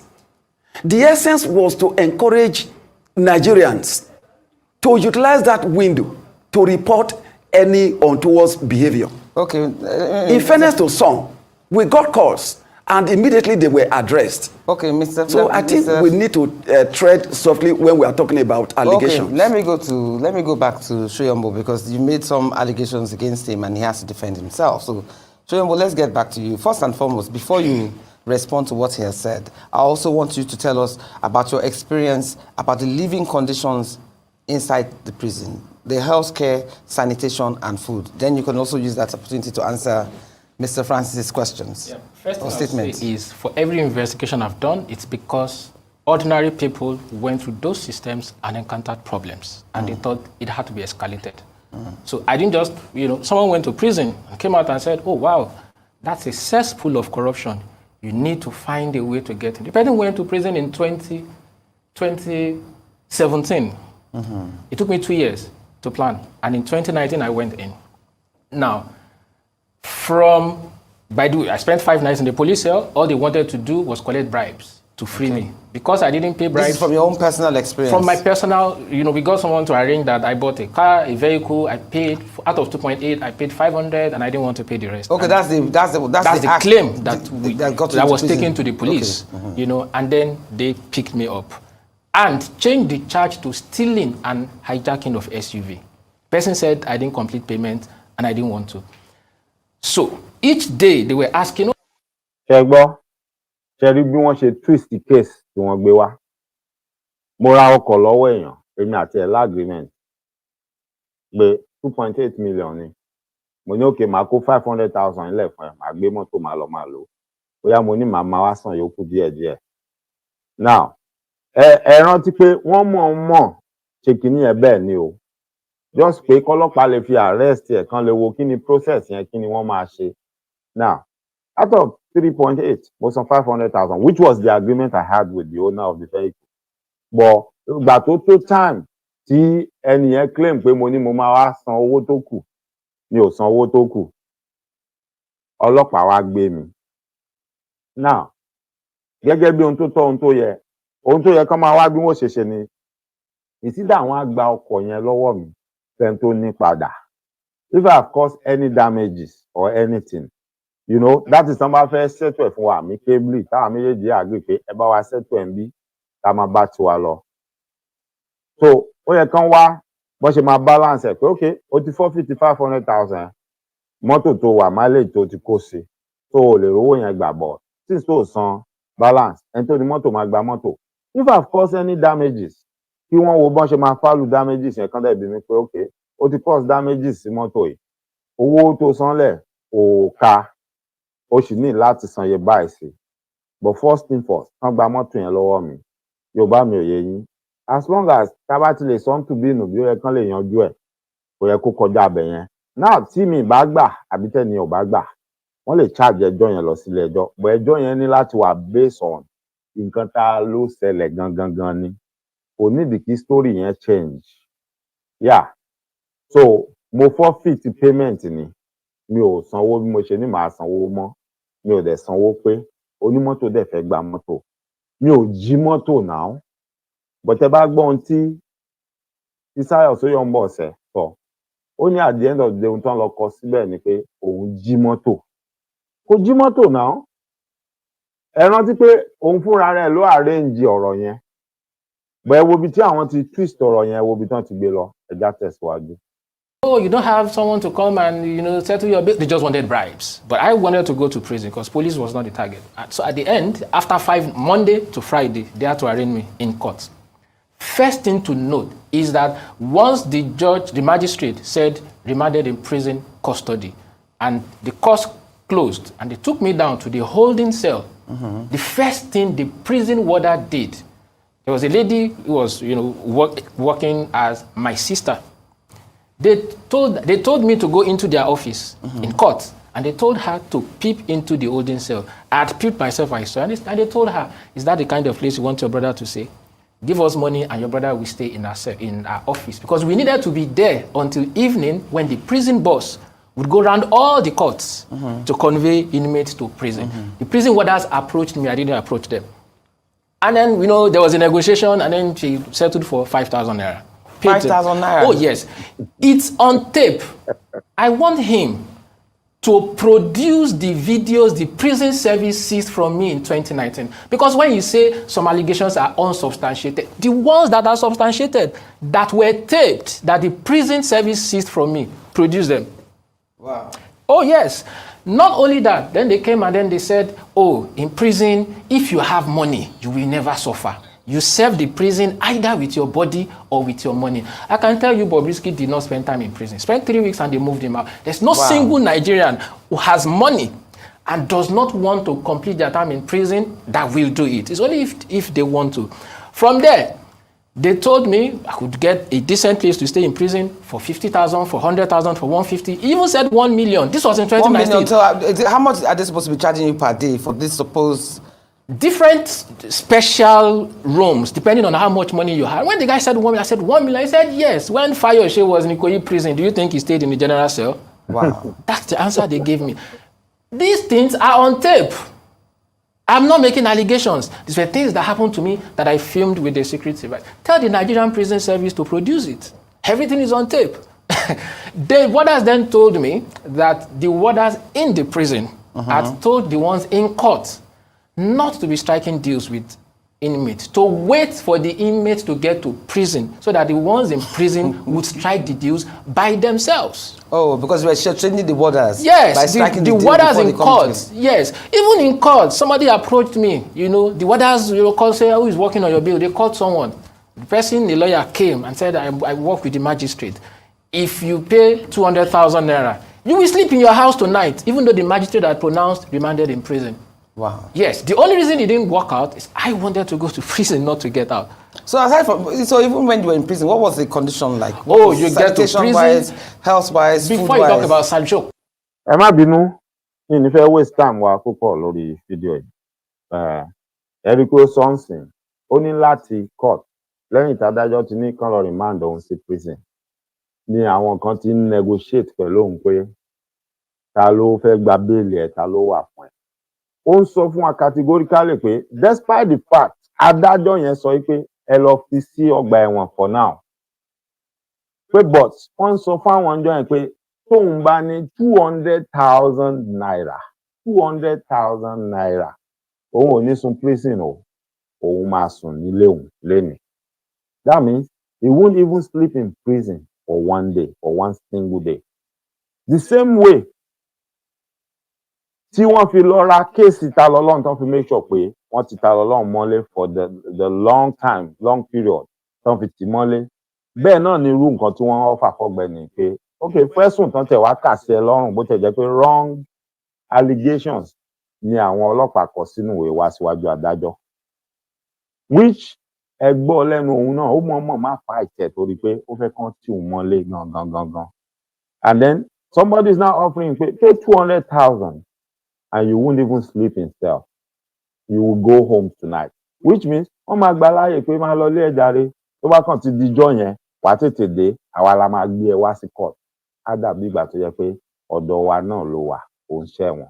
You see, now kí ló fún wa ní assurance pé gbogbo àwọn èèyàn tí wọ́n ní wọ́n sá lọ nínú Kùjẹ prison níjọ́ kìíní àná tí wọ́n ní àwọn kan ló wá wọ́n bọ́ǹbù prison wọ́n ṣe kìíní kan wọ́n bà mọ́tò jẹ́ wọ́n jí wọn kó lọ wọ́n ṣí wọn kalẹ̀ kí ló fún wa láṣọránsì pé wọ́n ti fi àwọn èèyàn yẹn lẹ̀ tipẹ́tipẹ́ but torí káṣírí má bàa tú they have to stage what we saw on the news to say some people came and bombarded the Kuje prison to free all the prisoners.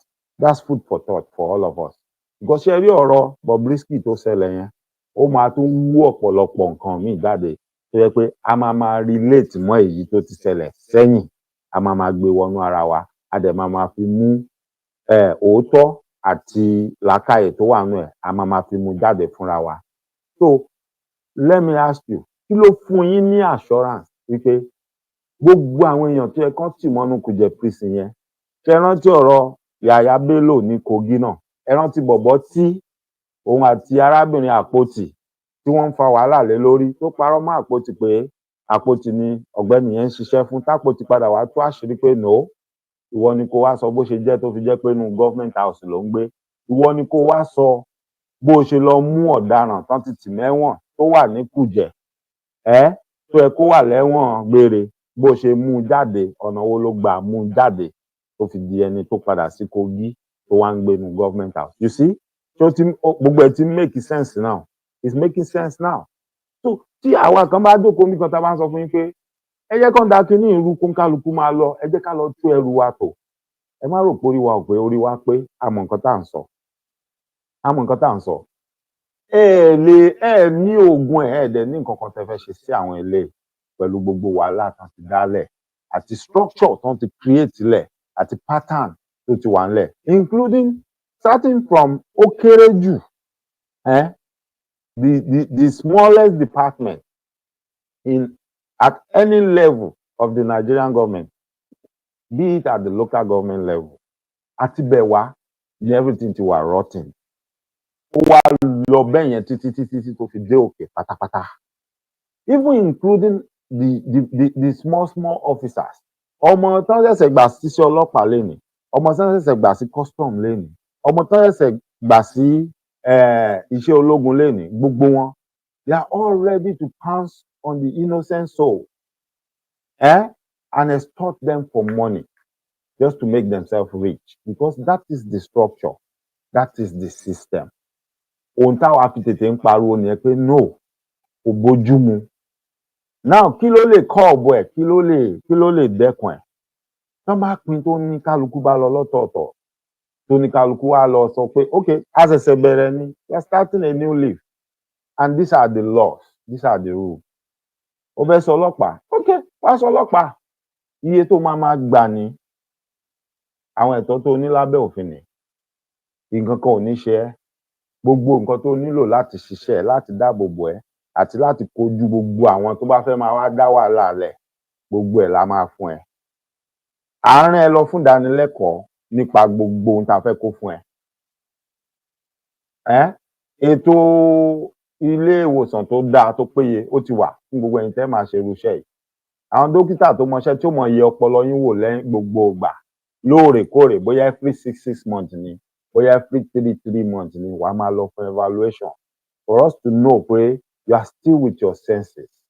You will not just wake up one day, wàá gbébọn, wàá lẹ́nìkan ṣẹ̀ àbò orí ìyàwó ẹ̀ torí pé ó ti jọ́ ọlọ́pàá, ìyàwó ẹ̀ wá rí i pé ó ń báyàn kan sọ̀rọ̀, wàá wá gbébọn pé ó fẹ́ lọ pa. No, gbogbo kínní ọ̀rọ̀ gbogbo nǹkan pẹ̀lú ètò ni. Now, can you start all that in Nigeria as of now? No, it's late. Ẹ lè start yẹn mọ́, kò lè ṣeé ṣe, because let me tell you one thing, the moment tí ẹ bá sọ ọba ṣe ń sọ ìgàn tán bá gbọ́, téèyàn kan torí ẹ̀ pé bá gbé tó bá ní ẹja lọ sọ ní house, ẹja sọ pé káwọ bóyá lè ṣe. The moment they say a máa ṣe, the moment they say a ti allocate owó yìí, wọ́n ń ju owó yẹn lẹ̀ báyìí, wọ́n á pín mọ́ra wọn lọ́wọ́ nìyẹn.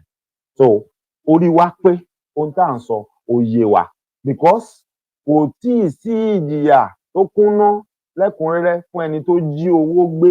Gbogbo àwọn téjò gbé owó mọ́ lọ́wọ́, gbogbo àwọn tí kìnìún gbé owó mọ́ lọ́wọ́, gbogbo àwọn tí ìnàkí gbá wọn lójú tó gba owó lọ́wọ́ wọn ẹ̀rọ owó yẹn gbàdé ni o gbogbo àwọn ọ̀rọ̀ tí ò bọ́pọlọ mu and fún most of you fighting on religion Christian ló dáa Muslim ló dáa ẹ yé tanra yín all these people tí wọ́n sọ pé ejò gbójú window wọlé ó gba rúùfù ìnàkí kan àbọ̀ kan ló gbówó lọ is either they are Christian or Muslim kò sóníṣẹ̀ṣe nu wọn kò sábọ̀rìṣà nu wọn so stop deceiving yourself olè ní everybody olè ní everybody oníjìbìtì ní everybody tó ń fi religion bojú tó ń parọ́ so let's stop deceiving ourselves about all these things so ìdí nìyẹn àwa tá à ń pariwo tá à ń sọ̀rọ̀ pé the only àtúnṣe tó wà fún àwa gẹ́gẹ́ bí ọmọ Yorùbá ó ní ilẹ̀ olómìnira Yorùbá tó máa dá dúró ó yé wa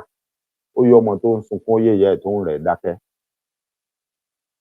ìdí nìyẹn táwa ò fi ní báyàn kankan wá gọ́gẹ́ ẹjá lọ ṣe restructuring kan àbí ẹjá lọ ṣe kí ni wọ́n ń pè é whatever they call it regional government no that's not what we need we've tried all that it didn't work yes it works for us when Baba Awolowo was doing it but at the end of the day show me everything Baba Awolowo left behind táwọn wèrè yẹn ò padà dọ́gbọ́n wọn padà wá wọn make sure pọ́n ba gbogbo ẹ̀jẹ̀ mọ́ yín lọ́wọ́ èyí tó ṣe gbé ń bẹ̀ ṣé wọ́n gbé lọ wọ́n sọ di ti federal government so ohun tá à ń sọ a ti ní àròjinlẹ̀ lórí ẹ̀ a ti rò ó dáadáa ó yé wa ká tó máa sọ it took us a long time to arrive at this point ó ti yé wa so we understand what we are saying a kì í ṣe ẹni tó ń sọ̀rọ̀ nípa ohun tí ò yé ó yé wa àwa tá à ń sọ ohun tá à ń sọ tá a dẹ̀ dúró síbi tá a dúró sí ó yé wa a sì lè ráwọn kọ̀ọ̀kan láàrin wa tí ò yé tó kàn jẹ́ pé àwọn rí pé wọ́n ṣáà ń pariwo Yorùbá nation ni táwọn náà ń pariwo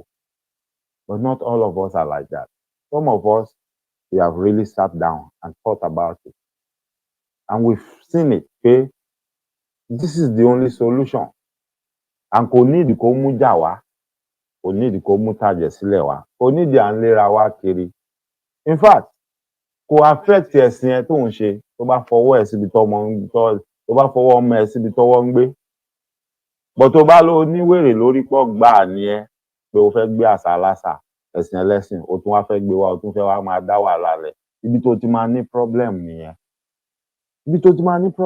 kò sẹ́ni tó bá ní kó má ṣẹ̀sìn ẹ irọ́ táwọn kan ń gbé kiri pé wọ́n fẹ́ pẹ̀sìn àwọn rẹ̀ nobody wants to stop your religion kò sẹ́ni tó lè pa ẹ̀sìn anybody rẹ̀ ẹ̀yin gangan lẹ ti ń try for a very long time láti pa àṣà àti ìṣe àwọn bàbá wa rẹ́ lélẹ́yìí tẹ́lẹ̀dùmarè ò gbà fún yín tí ò dẹ̀ ní gbà fún yín láéláé àfẹ̀yí tẹ́mi ẹ̀ máa lọ sínú yín lókù ẹja tẹ̀síwájú. Corruption it's an impossibly corrupt system. You get documented as a new inmate. They take your details and you submit any cash on you. The idea is that inmates should not be in possession of cash. You give your cash to the records office. Then you go back to the records office to say, I want to make a call, I want to buy coke, I want to buy food. They release to you in bits so that you can't commit any crime. You can't do it. They then have, the warders then have convicts. Remember, they're awaiting trial inmates, they're convicted inmates. The convicted inmates know that they have nowhere to go. Someone who has a 7-year jail sentence, a 10-year jail sentence is loyal to the prison warders. Because you have that's your home for the next 7, 10, regardless of your sentence. Those ones then come to you, being documented, say, out of your money, you will remove 1,000 naira to the woman at the records office, doing the documentation. And we're many. When they allocate, so after they take your pictures online, then in print, they do double documentation online and in print, and then they allocate you to a cell.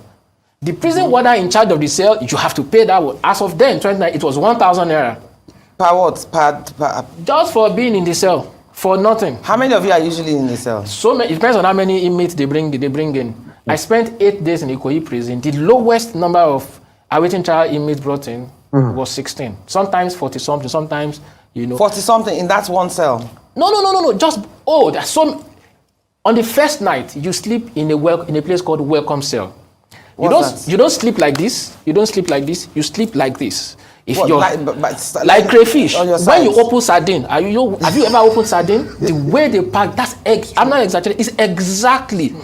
You know, if Bobby spend one night in welcome, you think he will come out and speak to anybody? You won't come out. That first night, you keep asking yourself, who sent me? Wow. Because if I sleep and my head is facing the direction this way, the next person to me, the head then is in this direction. So you cannot turn. Is at the back of your yes, head. you cannot turn. You Because sleep there's like no this space all to night. turn. If there's no how you cannot turn.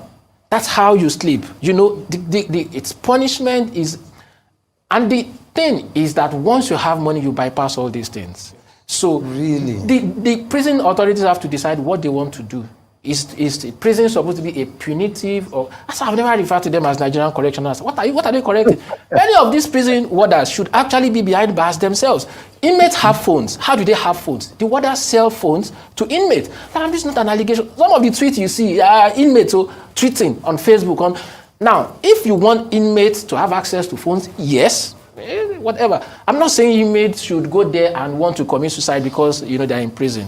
It has to be a level playing ground. You don't bring people in for corruption and then you sell. So I want a phone in prison.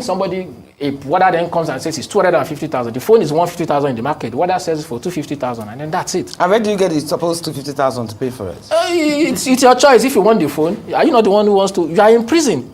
You are in prison. You don't have a choice. By the way, a prisoner, and even if it's awaiting trial, you can't talk to a warder unless you squat. You can't stand. What is squat? As in literally squat? Yes. You cannot squat. You can't. If a warder is seated and you want to talk to that warder, you can't stand and talk. You squat. Awaiting trial, you've not been pronounced guilty. So it is that bad. Now, when the system refuses to acknowledge its failings, then there won't be progress. So if it comes on national TV to then come and say there are allegations, that's not progress. They seized my device. So ask them, produce that device. Let us watch the videos. Soyombo is lying. Let's play the videos we seized from him to prove that he's a liar. Okay, let me get to Inibehe. This is just very amazing. So Inibehe, no, I'm not. I want to ask Inibehe a question before I get to Mr. Francis. So Inibehe, let me ask you. You have been in prison before. So first and foremost, I would like for you to share your own personal experience as well. But aside that, what are the legal repercussions for prisoners who have arranged preferential treatment for their sentences? Can they be reincarcerated? On the 27th of July, 2022, I appeared before the learned Chief Judge of Akwa Ibom State, the Honorable Justice Ekaite Fabian Obut, in a libel suit filed by the immediate past governor of Akwa Ibom State, Mr. Udom Gabriel Emmanuel, against my client, Mr. Liu Ekpenyo.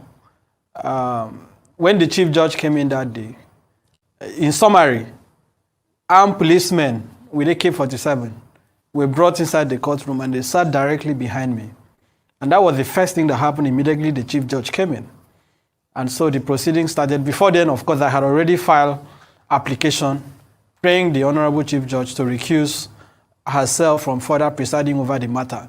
The application was never taken, it was ignored. So when the proceedings started, of course, I tried to make the Chief Judge to hear that application. Again, it was ignored. In the course of the proceedings, a journalist with Premium Times, Mr. Xavier Imogdo, this Chief Judge ordered him to stand up. Of course, he has been covering the court and making reports about the proceedings in the matter. So the Chief Judge, in summary, ordered him to leave the court, and then he was arrested and taken out of the court. As a lawyer, I just stood up and said, my lord, we had thought that the Constitution allows for publicity of trial and that the court should be accessible to all persons, including the media. Of course, the Chief Judge berated me and then stated that except I was the one who brought in the journalists to disparage her. So I left the issue. I now went to the issue of the armed men who were behind me. I said, my lord, I have also observed the presence of armed men in court, that this is not the tradition of our profession. Even though I'm not afraid of them, however, it has created hostility and trial cannot continue under this atmosphere. My lord, may they be ordered to leave the court. The Chief Judge was very inflamed, very infuriated by that observation, and then rejected it. So I then said, my lord, I'm now making it as a formal application. Because as a lawyer, if you make an appeal to a judge, the judge can say no, but the law allows you to make it formally in which case the judge is required to make a ruling, write a ruling. So as I was talking, you know when you are talking as the lawyer and the judge is writing what you are saying, you feel you are making sense, that you are sounding intelligible. Unknown to me, it was my committal to prison that the chief judge was writing. It had absolutely nothing to do with the observation. So as I was talking, the chief judge just simply ordered me to step out of the bar and then ordered that I should be taken to prison. When you got into prison? So from there, I was taken to the prison, initially to the Yo Correctional Service. They were supposed to keep me there because of this COVID regulation at the time. They took me to Ikotekbene.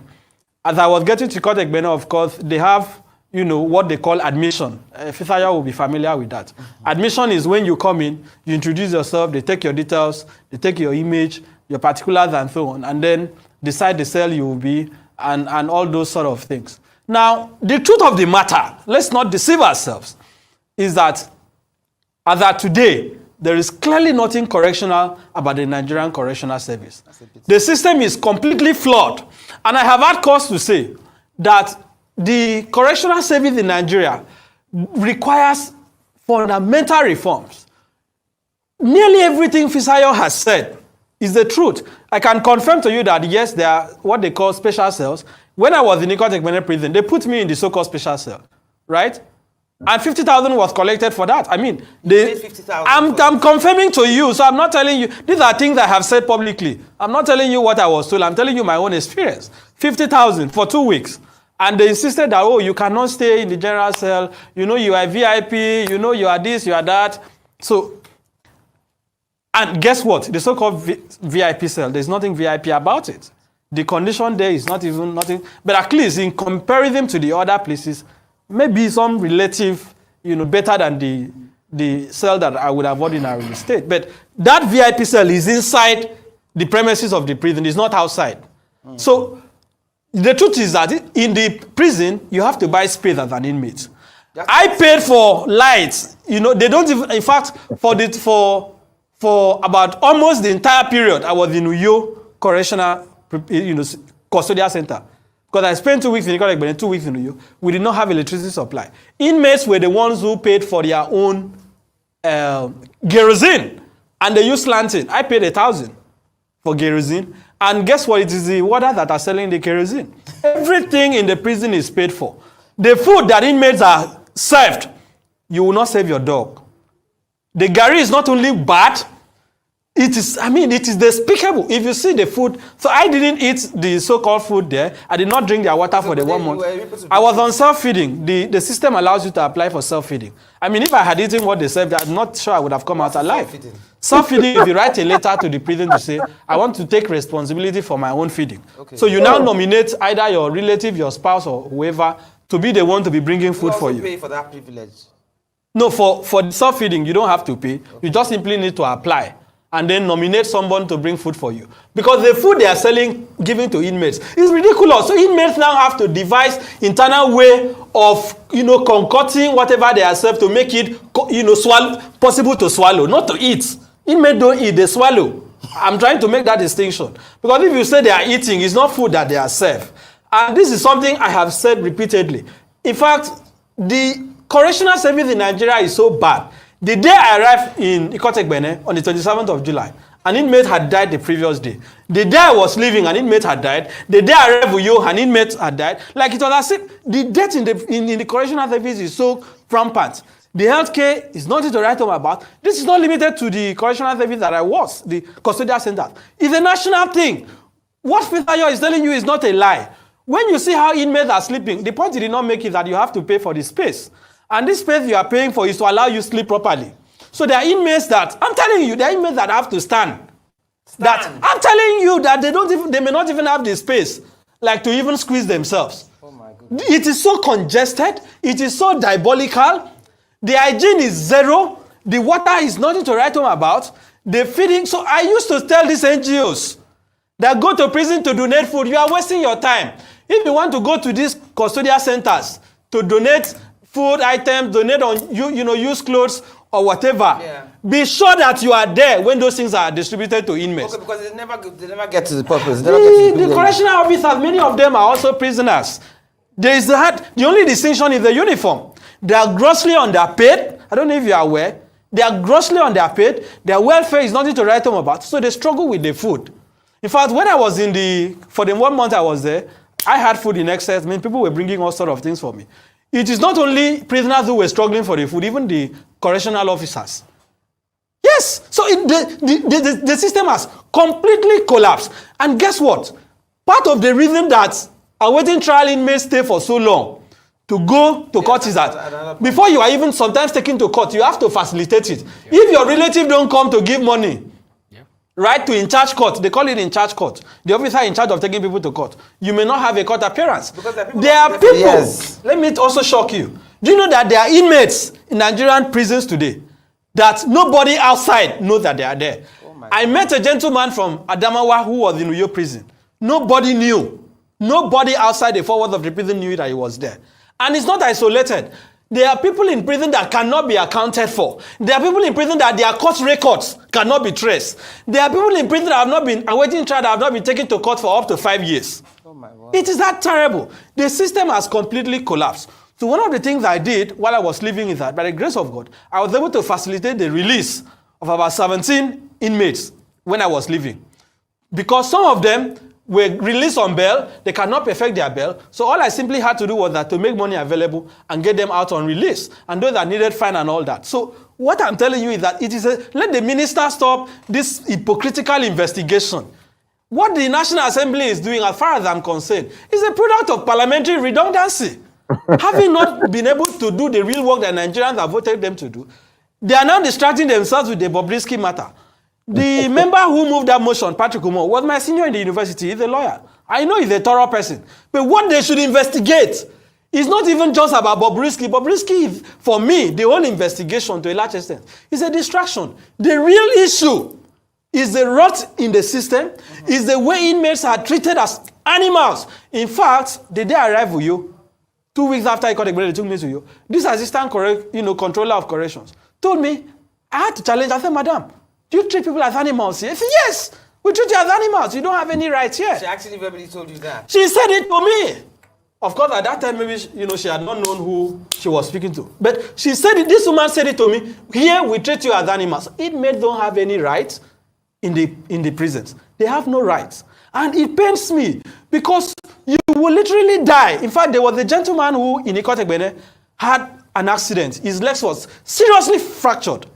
The medical facility there could not cater for him. I was the one who undertook responsibility for his treatment. And I did the same thing for several inmates. So I'm just telling you, it's not to sing my praise, I'm telling you how bad the situation is. There are inmates that, they have a call center in the prisons. There are inmates who cannot even afford to call their relative. So the system has completely collapsed. Anybody that tells you that we have this correctional service that is correcting inmates is wasting his time. That is why when people go there, in many occasions they come back, they are more emboldened. They go back to crime. There is nothing reformative about that system. The entire system is based on a mindset of slavery. It is based on a mindset of subversion. And guess what? Many of the people that are actually in prison are innocent. Okay, they've not committed any offense. There you go. Tẹ́tí gbọ́, orí yeye ní mògún, tàṣẹ ló pọ̀. Àwọn tó lọ bẹ̀ tán jáde tán dé ni wọ́n wá sọ fún wa yẹn. Ohun tí alàgbà Fisáyọ̀ Sóyọ̀mbọ̀ tójú ẹ̀ rí àti ohun tó lọ ṣe, òun lẹ gbọ́ yẹn. Tò kí ṣò ní kì í ṣàná. Tẹ́ ẹ̀ bá gbàgbé, mo raise àwọn point kan. Mo ní ẹ mú gbogbo ohun tẹ́ ẹ gbọ́ àti ohun tá a jọ wò yìí àti system tó wà ńlẹ̀ yìí. Ẹ mú ẹ wá relate ẹ̀ mọ́ gbogbo ìṣẹ̀lẹ̀ tó ti ṣẹlẹ̀. Ẹ wá fòye pé àwọn ìlú tó ti dàgbà sókè ẹ fi kún kẹ́ ẹ fi gbé. Kẹ́ fi wá wo ariwo táwa ń pa pé àníkàn pin kó ní kálukú máa lọ. Ká lọ tó ẹrù wa dì gẹ́gẹ́ bí ọmọ Yorùbá. Gbogbo wa kíwà. Ìwà tí ìṣe ìwà ọmọlúàbí tí wọ́n ti gbé wọ àwùjọ wa. Tọ́n ti fi ń ba ìwà ọmọlúàbí tá a mọ àwa Yorùbá mọ́. Tọ́n ti fi ń bàjẹ́ wọ̀nyí. Nígbà tá a bá padà sílùú tiwa, tá à ń dá ìjọba tara wa ṣe. Tí gbogbo wa jọ pe àpérò tó mọ́pọlọ dání tá a jọ fẹnu kò síbì kan. Gẹ́gẹ́ bí ohun tí àwọn ará Amẹ́ríkà ń pè ní we the people hereby agree pé this shall be our law. Àwọn òfin tí ó máa ṣe ìṣàkóso olúwa ni, which part of it will be based on our culture and tradition. Èmi ò fẹ́ mọ nǹkan tí ẹni wèrè fẹ́ sọ ní anywhere. O ò lè yọ àṣà àti ìṣe wa kúrò nínú ìlànà bí a ṣe máa gbé òfin wa kalẹ̀. O ò lè yọ kúrò. Because gbogbo ẹni tó bá ń sọ pé àṣà àti ìṣe wa ò mọ́pọlọ dání pé kò ní nǹkan kan ṣe pẹ̀lú wa, gbé ká wá máa embrace àṣà àti ìṣe àwọn ẹni ẹlẹ́ni. Ẹni yẹn ń pe Elédùmarè níjà ni, ó ń sọ fún Elédùmarè kó rí Elédùmarè ò pé, tó fi dá wa síbi tó dá wa sí, tó dẹ̀ fi ìmọ̀ tó fi hàn wá àti ìlànà tó fi lé wa lọ́wọ́ àti ilẹ̀ ọlọ́ràá tó kún fún oríṣiríṣi nǹkan àlùmọ́nì tó fi síkàáwọ́ wa. Ó ń sọ fún Olódùmarè pé kò mọ ohun tó ń ṣe nìyẹn. Bẹ́ẹ̀ ni, ìdálù níṣèlú, oníkálukú pẹ̀lú ìṣẹ̀dálẹ̀ bá ṣe dá ilẹ̀ ibi tí wọ́n wà. Oníkálukú pẹ̀lú àṣà àti ìṣe ẹ̀. Ẹni tó bá rí ẹ̀sìn kan tó wá láti ilẹ̀ òkèèrè tó wù ú tó fẹ́ ṣe, kò sí ẹni tó ní kó má ṣe, kò dẹ̀ sí nǹkan tó ní kó má ṣe. Ṣùgbọ́n ìwọ̀nba bí tá a bá fún ẹ mọ ló máa gbà mọ́, o ò ní là lé wa lọ́wọ́, o ò dẹ̀ ní fi tipátipá wá gbé àṣà aláṣà àti ìṣe oníṣe kó wá ní ìyẹn gangan ló fẹ́ jẹ́ kó wá gbilẹ̀, ló fẹ́ jẹ́ kó wá reign nílẹ̀ wa, pé o wá fẹ́ fi pa àṣà àti ìṣe tàwọn bàbá tiwa rẹ́. Àbóhùn ló wá fẹ́ kó wá jọba lórí ìlú wa, kí wọ́n máa fi ṣe àṣẹ lé wa lórí. Kò lè ṣeé ṣe, kò ní wọ̀. Ìdí nìyẹn tí àpérò àti ìjókòó yẹn ó kọ́kọ́ wà. Níbẹ̀ lójúlówó gbogbo ọmọkùnrin Yorùbá láti wòra wa lójú, láti jọ sọ̀rọ̀ pé ó yá, bí ó ṣe lọ rèé. Ohun tí ò bá dá ń bẹ̀, tí ò bójú mu, tó bá jẹ́ nǹkan aburú, tó jẹ́ pé nǹkan tí ò yẹ ká máa rí láwùjọ ọmọ ènìyàn, ìyẹn la máa jọ yànnàná, ká máa yọ kúrò ńbẹ̀. Kì í ṣe pé èèyàn kan wà nìyẹn kinní kan tó ń ṣe nílùú kan tí ò ṣe ilẹ̀ Yorùbá, òun lòun fẹ́ ká wá máa lò. Yes, we will adapt something that we will emulate and bring into our own system of government. But we are not going to just adopt everything foreign while we neglect what is original. Originality yẹn gangan òun ló máa ṣe ìpìlẹ̀ wa, òun ni ìpìlẹ̀ wa. Ohun tí ò bá dá ń bẹ̀ la máa jọ fẹnukò tá a máa sọ bá ṣe máa yanjú ẹ̀ tá a máa yọ kúrò. Mo fẹ́ dúpẹ́ lọ́wọ́ gbogbo wa pé oníyàn ṣe ọlọ́bẹ̀ ṣe. Ẹ má gbàgbé o, ẹ mú àwọn ọ̀rọ̀ tí ẹ gbọ́ lẹ́nu àwọn ọ̀gbẹ́ni àti gbogbo ohun tó ń ṣẹlẹ̀ tó ti fìdí múlẹ̀ tí ò sínú pé àìsàn ń wádìí àbí bóyá àhesọ ni. Ó ti fìdí múlẹ̀ pé structure yẹn, both the judiciary, ṣe bẹ́ gbọ́ ohun tí wọ́n ní adájọ́ náà ń ṣe nínú ilé ẹjọ́. Gbogbo ohun tí ò bá ti bá ìlànà tí wọ́n mu, tí ò tẹ́ wọn lọ́rùn, irú agbẹjọ́rò bẹ́ẹ̀ tó bá ń gbó wọn lẹ́nu, wọn á ní kán lọ tì wọ́n mọ́lé. Wọn ò ní gba àwọn oníwèé ìròyìn láàyè láti wá ṣe kíni, láti wá gba ohun tó ń ṣẹlẹ̀ kán kálẹ̀, kán lè gbé síta káwa aráàlú lè mọ irú itú tí wọ́n ń pa nínú ilé ẹjọ́. Gbogbo ẹ̀ lẹ gbọ́ yẹn. Ẹ wá mú gbogbo àwọn nǹkan wọ̀nyí, ẹ wá padà lọ, ẹ lọ wádìí ikú tó pa olóògbé bàbá wa Bọ́lá Ìgè. Ẹ lọ wádìí kí ló ṣẹlẹ̀ ní Kùjẹ́ prison. Ẹ lọ gbé ọ̀rọ̀ tí arábìnrin Àpótí tó sọ nígbà tóun àti Yàyà Bello tí wọ́n ń jà lórí arákùnrin tí Yàyà Bello ń lò láti máa ṣiṣẹ́ láabi ní Kogi. Ẹ gbé gbogbo ẹ̀ sínú ara wọn, ẹ wo gbogbo àwọn ìṣẹ̀lẹ̀ tó ṣẹlẹ̀, bí wọ́n ṣe ní wọ́n fọ́ Kùjẹ́ prison. Ẹ jẹ́ á bira wa léèrè, ṣé àwọn aráàta kan ló wá gbé súnmọ̀mí tán wá kógun ja Kùjẹ́ prison lóòótọ́? Àbí nítorí pé wọ́n ti gba owó lọ́wọ́ àwọn tí wọ́n gbowó lọ́wọ́ wọn, wọ́n ti fa àwọn èèyàn yẹn lẹ̀ tipẹ́? Ṣùgbọ́n ṣé mọ̀ pé wọ́n gbọ́dọ̀ forí ọ̀rọ̀ yẹn sọbì kan. Lélẹ́yìí tó já sí pé tán bá béèrè ní ìsìn, wọ́n ní ṣé ẹ rántí pé wọ́n fọ́nú ọgbà ẹ̀wọ̀n yìí, ìgbà yẹn ni gbogbo wọn sá lọ.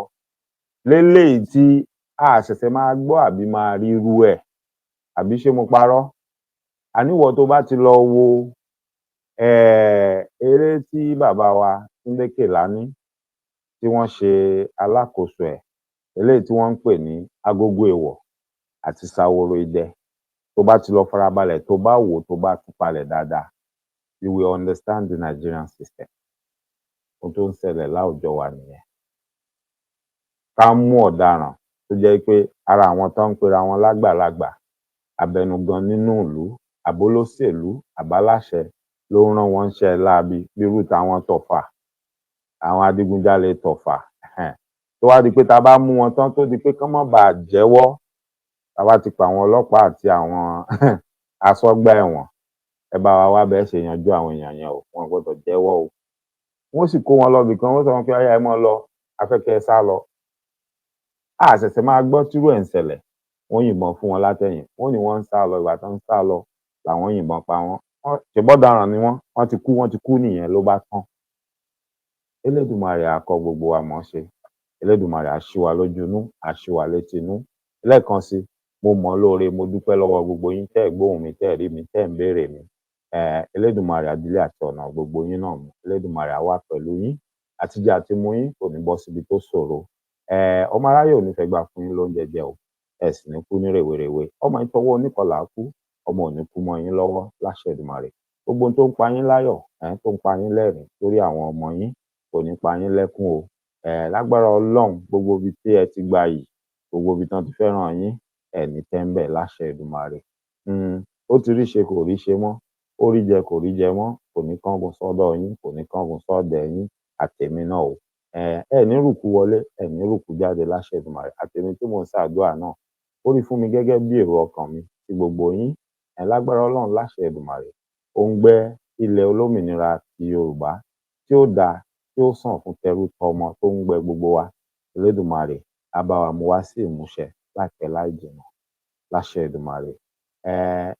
Ẹ padà máa rí mi lóòrèkóòrè. Tó bá ṣeé ṣe, tó bá jẹ́ pé bá ṣe máa ṣe náà ni, mo ti ń gbìyànjú ẹ̀ báyìí. Ẹ máa jẹ́ ó mọ́ mi lára, tí ó fi jẹ́ pé ẹ máa rí mi lóòrèkóòrè bí ò bá tẹ̀ ṣe live show. Ẹ fi máa rí fọ́nrán lẹ́ẹ̀kọ̀ọ̀kan.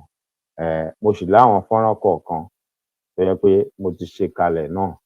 Ó ṣeé ṣe mo lè padà jù wọ́n sórí afẹ́fẹ́. Tó bá dẹ̀ ṣeé ṣe táàyè ti wà, mo lè má jù wọ́n sórí afẹ́fẹ́ mọ́ kí n padà wá sọ̀rọ̀ nípa ẹ̀ live. Mo fẹ́ jẹ́ kó lọ yé gbogbo wa. Àwa ò bẹ́nikẹ́ni jà o, a bínú sẹ́nikẹ́ni. Ohun tá a kàn ń kìlọ̀ fúnra wa, tá à ń pàkíyèsí ara wa sí ni pé kéèyàn kankan kó má torí ẹ̀sìn àjòjì àbí àṣà tí wọ́n gbé wá láti ìlú kan kó wá máa sọ òkò sórí òrùlé àwọn baba ńlá baba tiwa. A ní gbà. Gbogbo bó ṣe wù ká nífẹ̀ẹ́ nìyẹn tó bá sọ̀rọ̀ tó bá yẹ ká dá ẹ lóhùn, a máa dá ẹ lóhùn padà. Ó lè má tẹ́ ẹ lọ́rùn, ó lè bọ́ sápò ìbínú ẹ. Ìwọ ni kó lọ yẹ ohun tó sọ àti ohun tó ṣe wò. Ajá tó rí ni tẹ́lẹ̀tẹ́lẹ̀ tó ń jùrù tó ń yọ̀ mọ́ ni, tó bá yíjú padà tó bá ń gbó mọ́ èèyàn, ìwọ ni kó lọ wádìí pé kí ló ṣẹlẹ̀, kí ni nǹkan tó yí padà tó fi di pé ó di bẹ́ẹ̀. Elédùmarè á ṣàánú fún gbogbo wa. Ẹ ṣeun gan. Títí dìgbà tá a bá pàdé, èmi ọmọ yín, àbúrò yín, ọ̀rẹ́ yín, olólùfẹ́ yín, Dr. Mike Ọlá. Àràbà TV, ojú wa tó lé, ojú wa tó kó.